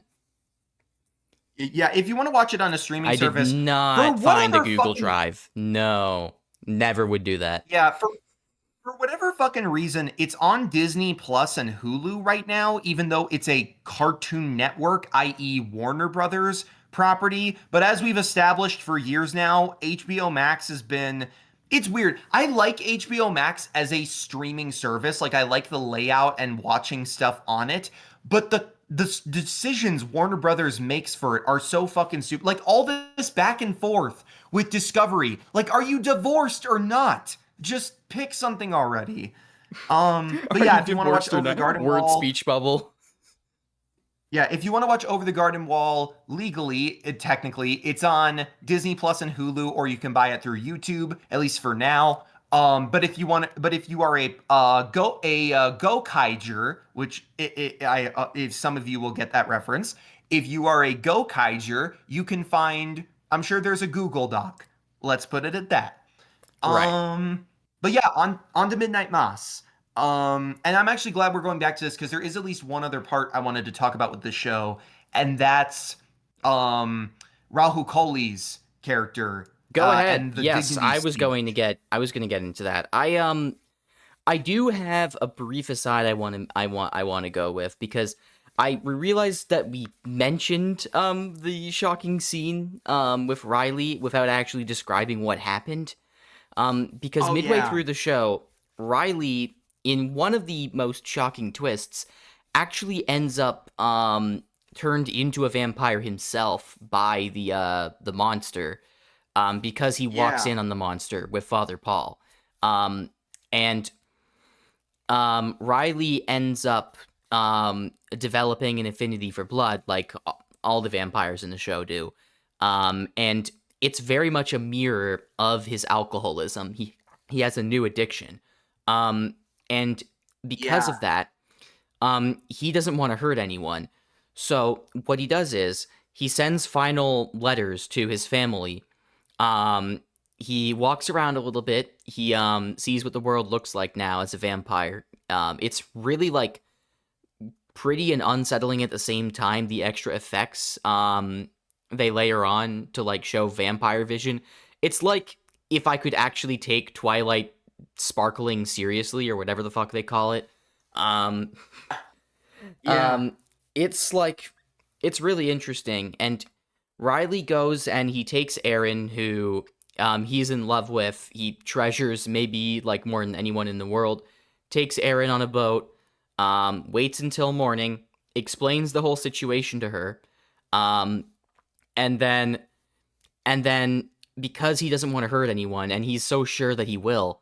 In fact, when watching the scene, I was terrified that he was going to succumb and turn on Aaron, which I'm thankful he did not. Yeah. Riley ends up burning in the sunrise, which inadvertently, well, I guess not inadvertently because he planned it, but in a very morbid way, proves to Aaron that his story is true, causes Aaron to meet up with Sarah Gunning, who is the doctor who's been examining the blood samples. That leads them to discuss the whole blood burning in Sunrise thing. That's how they figure out about the vampire infestation, even though they don't know it's literally vampires yet. Right. And that leads to the climax of episode 6, where like you have all the people drinking the concoction that turns them into vampires. That fucking climax was so fucking like intense. Maybe one of the best I've ever seen.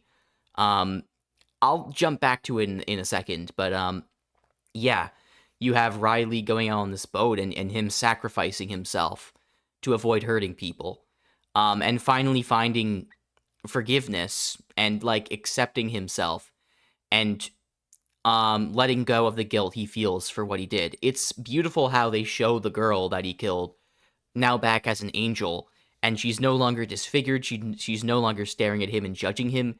She's giving out an olive branch to let him know that she forgives him. And that's the way Riley goes out. It's beautiful, and this is the 5th episode. There's 2 more episodes after this, and he's no longer the main character. It's one of the best protagonist switches I've ever seen. And it shows as well that the show has balls to kill off who has ostensibly been the main character for 5 episodes. So it tells you no one is safe, and it delivers on that fucking promise in the finale. Let's just say that. But yeah, that whole bit was like beautiful, and Riley's final moments, like, goddamn, it makes me sad and yet melancholy in a sense just thinking about it. I'm just glad that he finally found forgiveness from himself, and that he was able to save the day, because if he didn't do that, and if Aaron didn't reconvene with Sarah and Mildred and everyone else, then everyone would have died on that island. There would have been no survivors. Right. Exactly. Or the vampire, or even worse, the vampirism thing could have gotten off of Crockett Island and infected the whole world. Right. For sure. And yeah, and that, like you said, that climax is just, the whole situation was so tense. Like, essentially, you can definitely tell they took some cult inspiration from shit like, what was it? What was it? Charles Manson, the guy who made people Charles drink, Manson. Like, yeah, they definitely took inspiration from that, with, because they have that setup throughout the show of like Bev Keane having access to the rat poison, which at first kills Joe Cooley's dog, in a really like depressing scene, and then Jesus, kind of the way Pike went out was just so not cool. Yeah, it was so fucked and bad. And I also like how the show literally, like, it tells you she killed him without having her directly say it, because she puts on, like, that fake-ass, like, I'm so sorry if this poisoned the animal voice, and that instantly tells you, oh, this bitch did it on purpose. Okay. But yeah, the whole scene was just very messed up. The idea that you have to literally I'm so sorry that the fire I set happened to burn down your house. That's my bad. Right. I'm sorry to anyone who feels burned by my actions. That's an H-Bomber guy quote. like you said, it's just a very tense sequence overall, and I mean, obviously, the angel does not make things any better as Oh God, as no. once it's shot at, it attacks and Sarah's mom, and it just Oh, Sarah's flies mom didn't off. And shoot the angel. Sarah's mom shot Paul in the face. The angel oh, reacted right, to Paul being shot.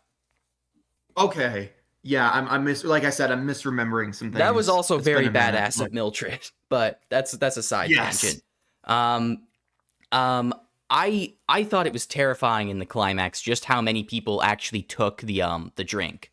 yeah, Like I was like especially like god damn, I know these people are like super religious and they believe all this stuff to be miracles from God, but like still seeing all those people just go for it. Like holy hell, right. you got Ali taking the drink in front of his father who's pinned to the ground. That was fucking distressing to watch, horrifying. Like the way that like Hassan screams as God, that happens. the I choose God line was That just is oh, fucked. It's like that was that we'll hurt. get to Hassan and Ali in a minute because their dynamic is really good.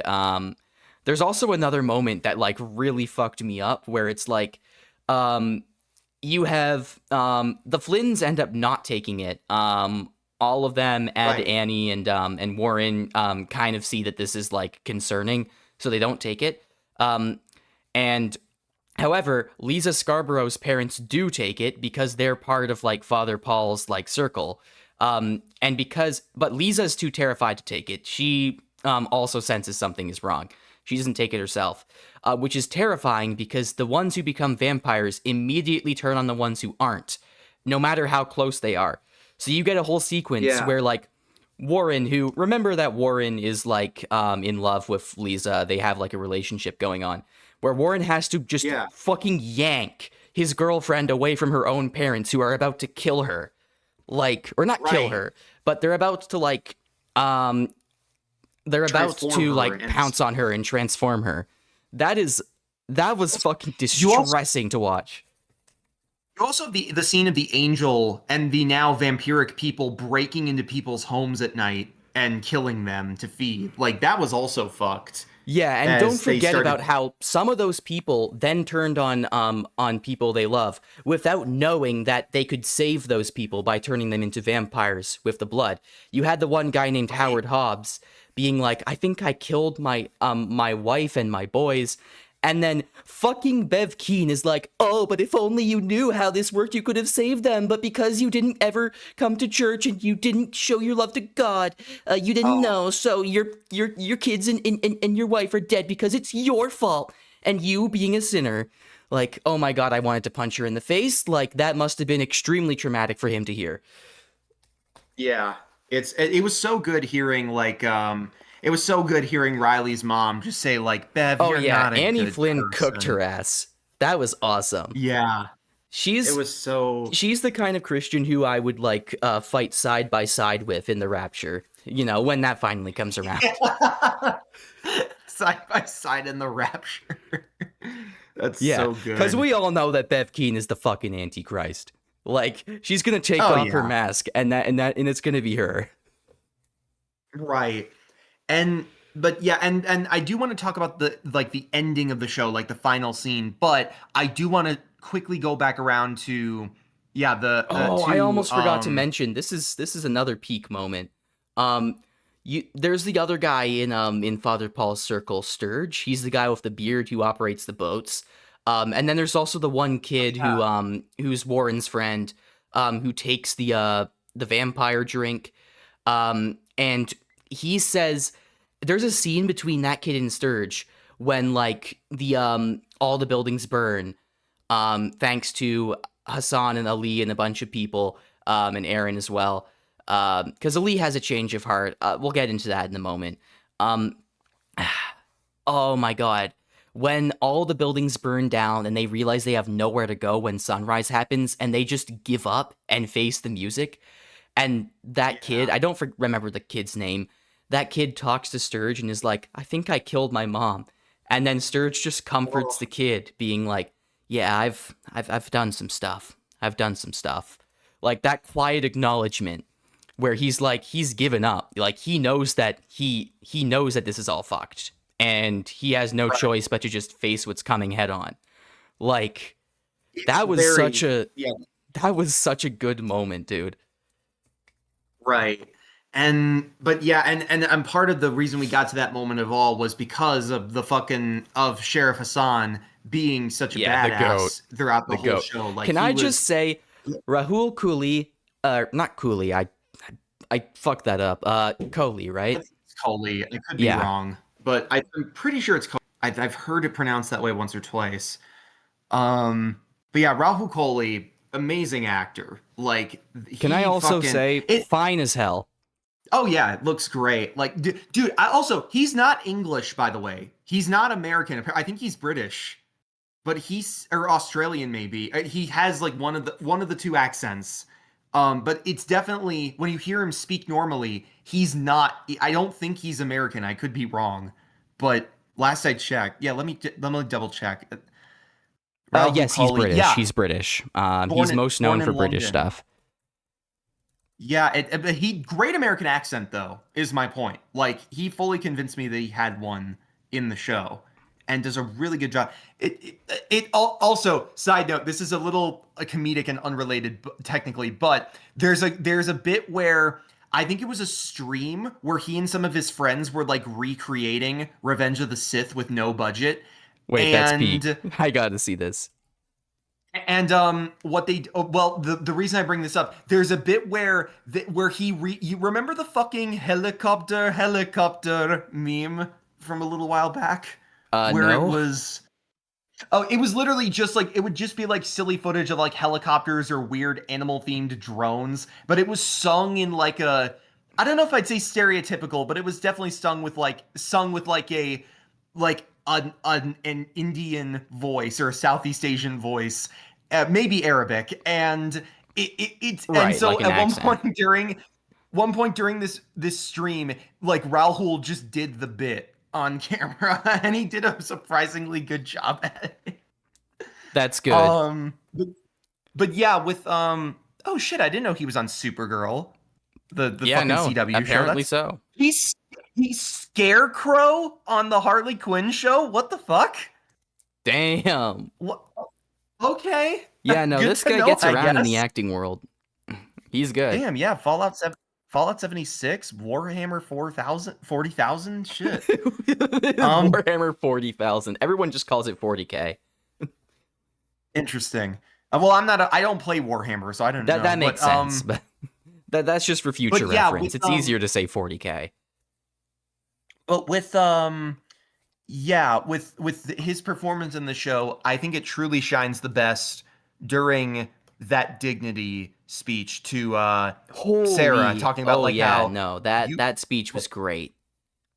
Like, you want me to investigate Bev Keane, who is clearly Islamophobic against me after all the shit I've been through, being a fucking, like, living through post 9/11 Islamophobia and Muslim terror, and finally finding a place where my son can be safe in spite of his boredom, even though people still look at me like I'm fucking Osama bin Laden, and you want me to investigate this bitch? And not to mention, he's also being asked to investigate a church as a Muslim. Yeah, on a religious island and as a Muslim. It's like, fuck. Yeah. That is a lot to deal. It's so much. His fears are proven correct, because when he very understandably takes a gun into church, and then takes it out when there is a literal fucking demon, and an insane person who just killed a guy on stage, or not on stage, right in front of everyone. He very understandably takes out a gun, fires a warning shot, and people immediately pile on him. They trust him less than the demon. Yeah, think about that. That is barely subtext.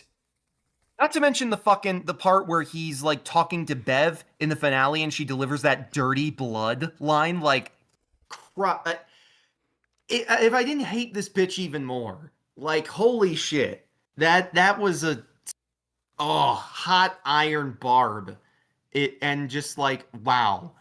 But so yeah, point is, like, Sheriff Hassan based amazing. Yeah, Great and I character. love the dynamic he has with his son in general, because like the reason why they have this conflict is because Ali is becoming interested in Catholicism because of the miracles being seen on the island.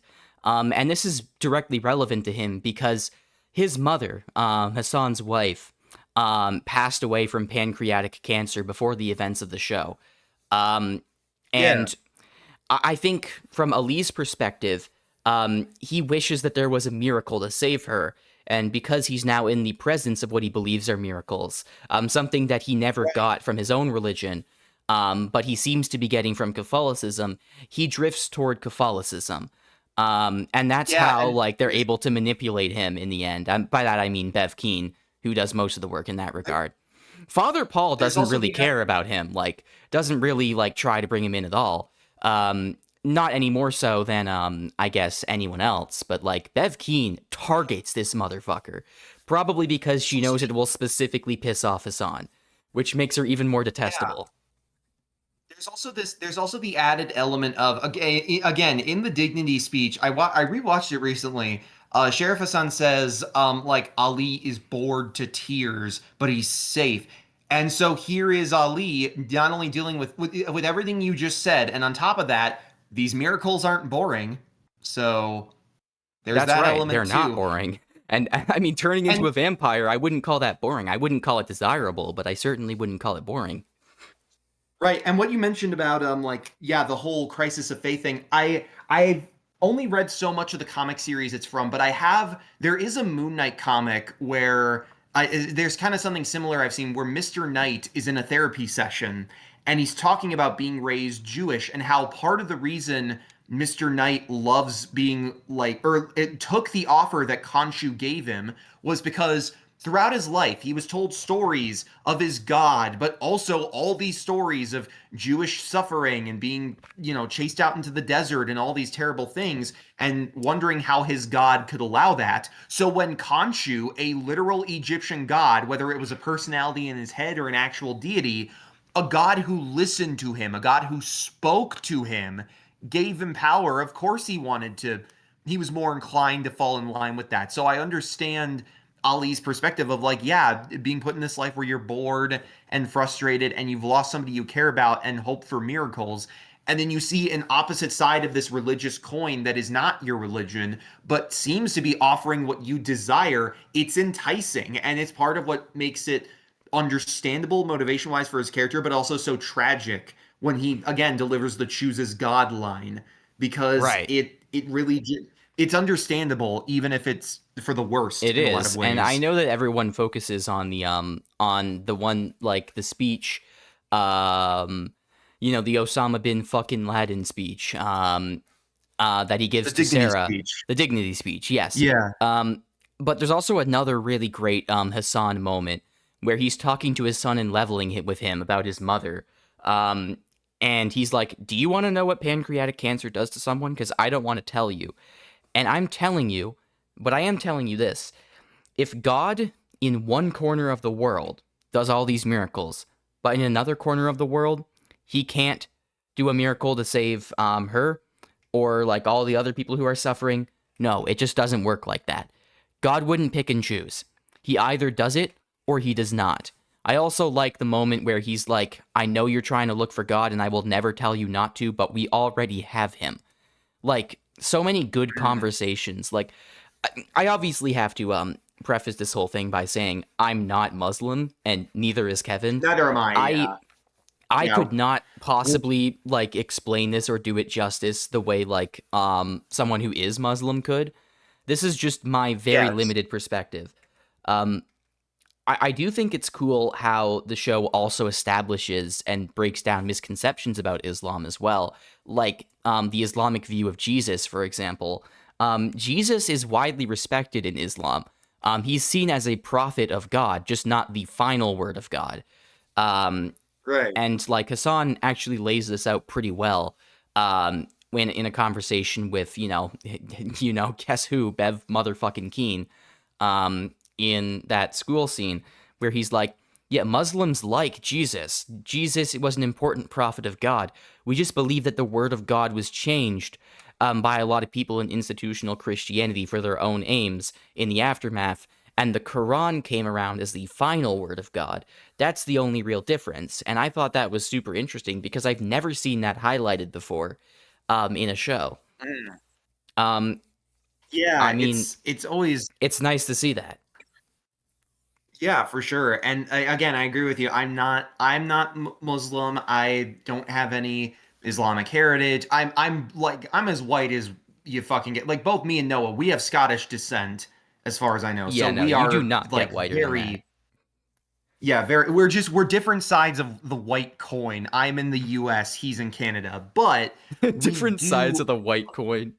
That's such a good Right, statement. but regardless, as I hope we've clarified in this podcast, we like as I said earlier, no problem with people choosing the religions they do. Just don't try to hurt or control anybody, and I don't give a shit. Like that's my perspective at the end of the day. Yeah. I may Be be more I may be like agnostic, Annie but that's Flynn or Sheriff Hassan than Bev Keane. That's all I'm gonna say. exactly. Yeah, and then I guess if you don't mind me starting to close out, because I know it is midnight for you, but I do want to briefly mention the final scene because I think it's pretty perfect. Like even ignoring the build up of like everybody singing on Crockett Island, which you kind of foreshadowed earlier.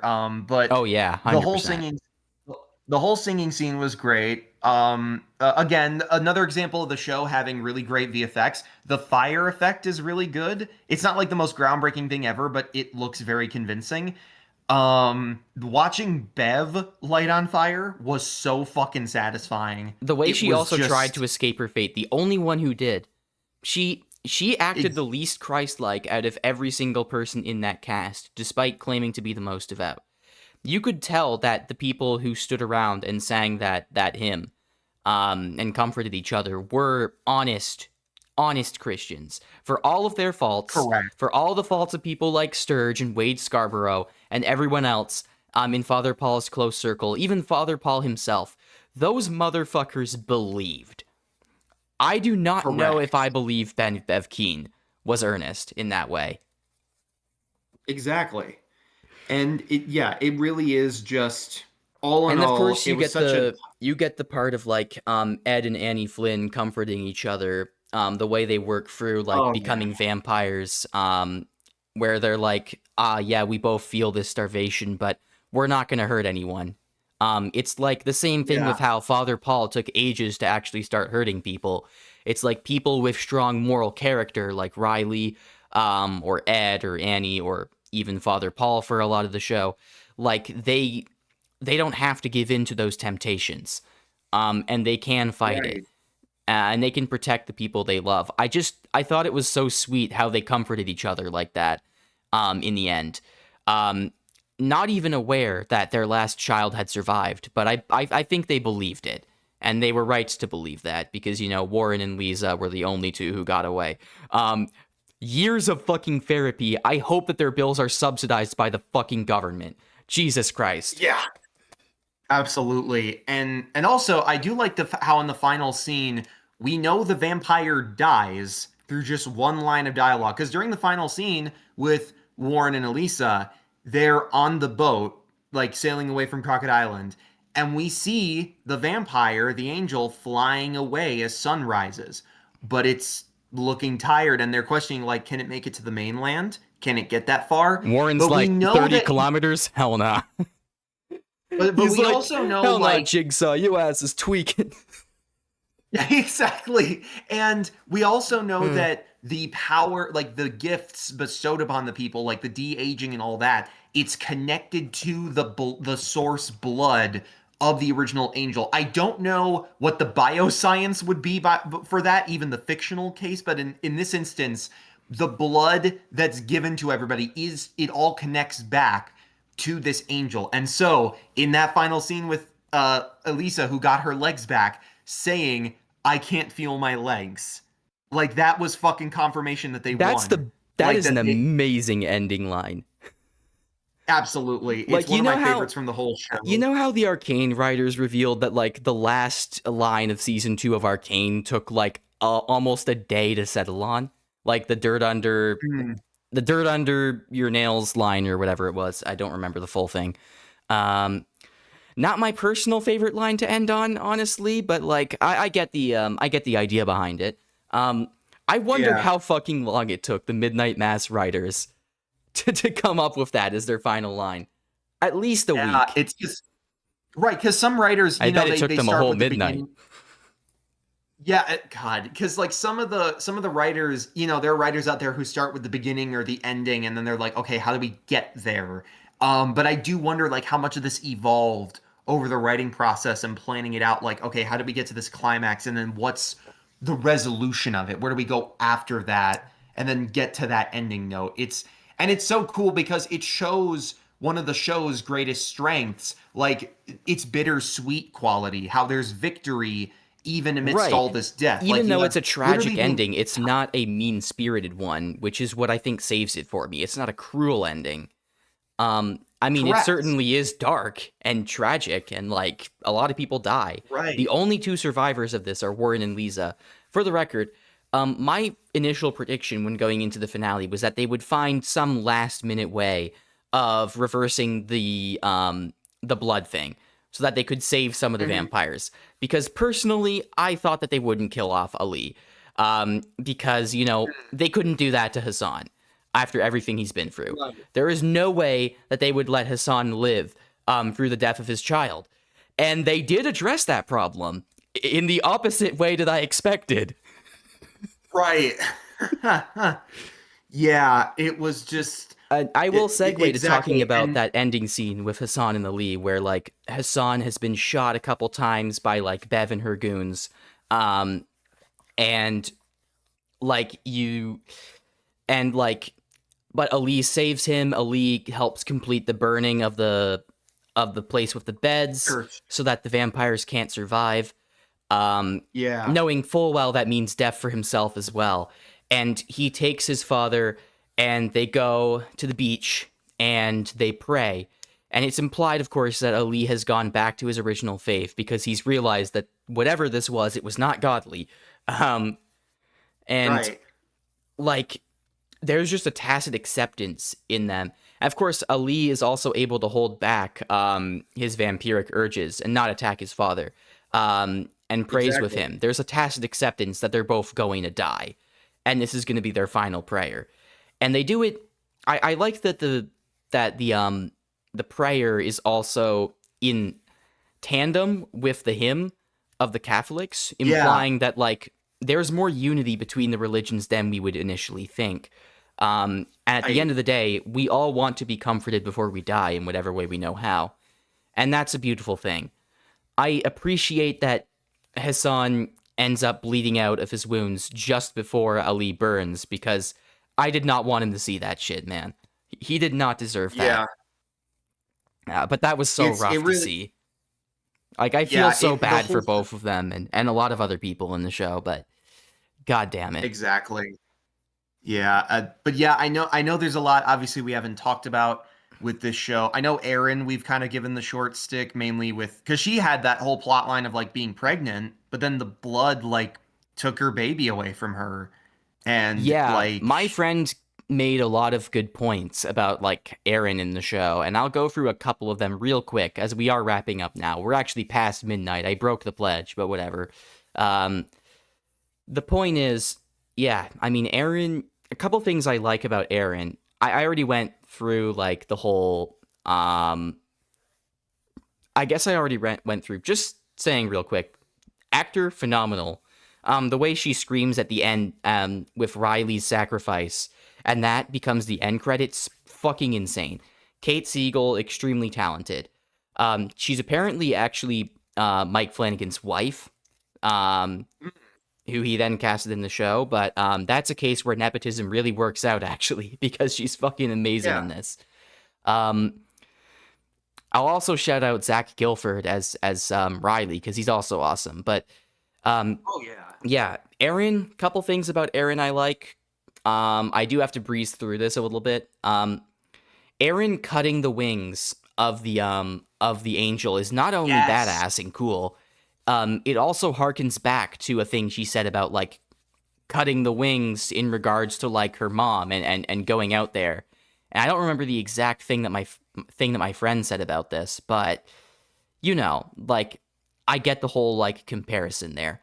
And the way that they did the whole miscarriage plot line and, like, the slow realization that the vampiric blood was what caused it, like, yeah, no, that shit was peak. I loved Erin. It's a shame that we didn't really get to talking about her much because she's a great character too. There's just so much meat in other areas in the show. Right. One other thing I really want to like mention. Sorry, no, you go on first. You go on first.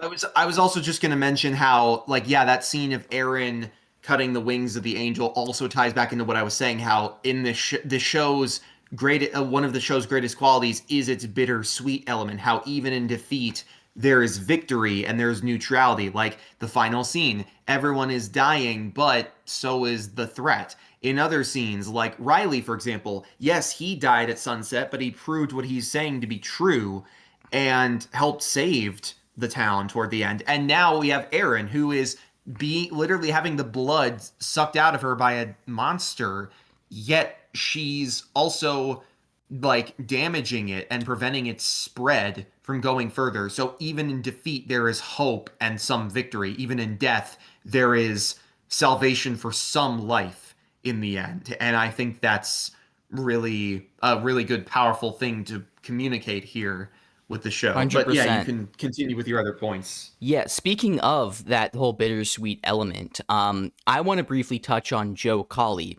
His character, I'll just say one thing about his character.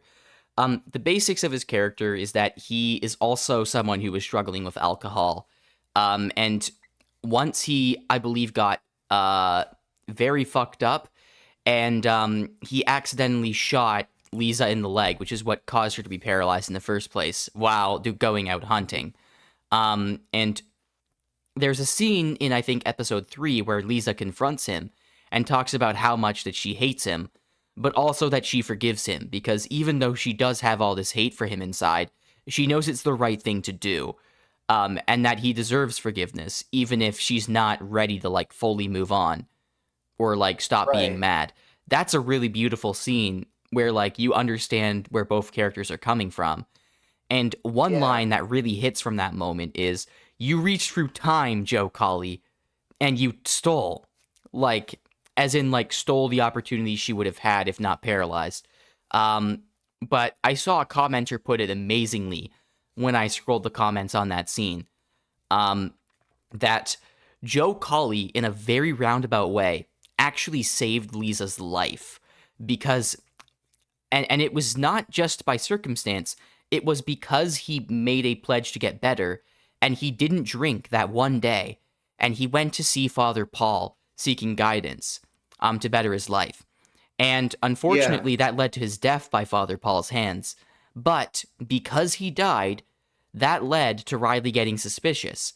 That led to Riley getting into his whole situation with turning into a vampire. That led to Riley warning Erin. That led to Erin warning Sarah and tipping off everyone else. That led to the climax playing out the way it did. That led to Lisa and Warren being the only survivors when things could have been far worse. So in a very roundabout way, Joe Colley reached through time again to save her without even knowing it. That's true, yes. And once again, the bittersweet angle comes back in. Even in death and pain, there is some salvation. God, this show is good. This is such a fucking good show. I know. These are both fucking awesome shows. I'm so glad I'm reliving it through this dialogue we're having, because it really was like this so dialogue's special. So good, you almost thought that Mike Flanagan wrote it. Yeah. Well, I don't know if he wrote the dialogue in Midnight Mass. Let me look this up. Midnight Mass screenwriters. Let's see. It got the Bram Stoker Award. That's the guy who directed, like, the original Dracula. No, I mean, that's very deserved. Written by Mike and James Flanagan, Elan Gale, Danny Parker, and Jeff Howard. So a lot of writers, which people usually say is a bad sign, but clearly it worked this time. You know? Yeah, and to be just fair, the right amount of cooks in the kitchen. Yeah, you need to keep track of all these elements, so sometimes it makes Yeah, sense. for And it's fine. context, a Minecraft movie also has a shit ton of writers, and a lot of people point to that and say, yeah, it shows. I have to admit that's one Yeah. moment where it did not work too well. I like a True. Minecraft movie in a very bizarre sense, but I am not going to claim that is a well-written film. But yeah, overall, I think. So, do we have anything else we want to go over If you before think we about it, finish Over the up Garden here? Wall and Midnight Mass just can't compare because neither of them have chicken jockey. That's the real terrifying thing. Chicken Yeah, I guess jockey. so. Oh god. God, could you imagine if fucking Jack Black was in Over the Garden Wall?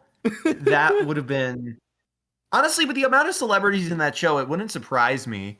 Like you just see fucking Enoch come It would alive, be. and then you hear the I think it would be a deep more voice. chill version of his voice, because Jack Black can definitely like act when he tries to. It's just that he Yeah, needs to yeah, try, which is not usually what right. Especially studios demand of him. yeah, And I'm and not when and blaming he him for that. and I'm blaming the people who typecast him because he's not being asked to do anything different in these movies, like a Minecraft movie. He's right. just being asked to That's be the Jack thing. When Black.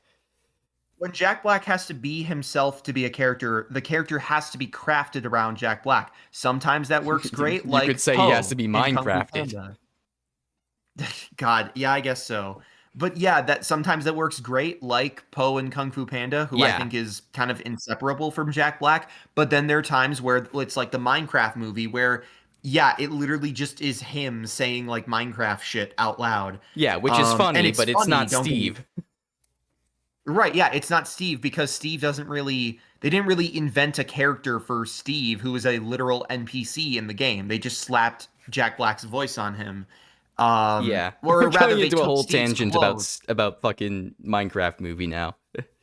Yeah. This is how you know it's time to wrap up the podcast. Exactly. But so I'm gonna get going. I'll just give my closing thoughts. Over the Garden Wall and Midnight Moss are two different forms of peak, but peak nonetheless. Many are Yeah, I'm saying. gonna head out. Follow me. I am Many great at people are Elephant. saying this. I think I would I'm recommend both these shows to all Americans. I said it to my chief of staff. You want to watch Midnight Mass and you want to watch Over the Garden Wall. It's some of the best American television ever made. Maybe the best. I think there might be some competition, but I think it's firmly at the top. And I think other countries just can't compete with this sort of media.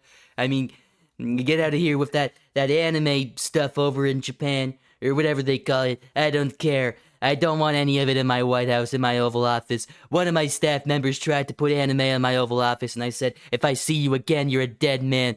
Because I don't want that, I don't want that, I don't want that. No, it's not what the American people need. The American people need Over the Garden Wall and Midnight Mass. That's peak television right there. Okay, I'm done. It's like the third call where you've done a Trump impression I think that might have been my in best a row. one.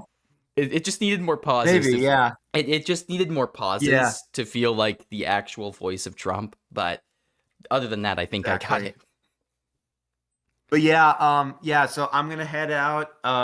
If anyone is interested in more shit of what I have to say, like I said, Halloween video coming out soon. It's my longest one yet. Check it I out. am at.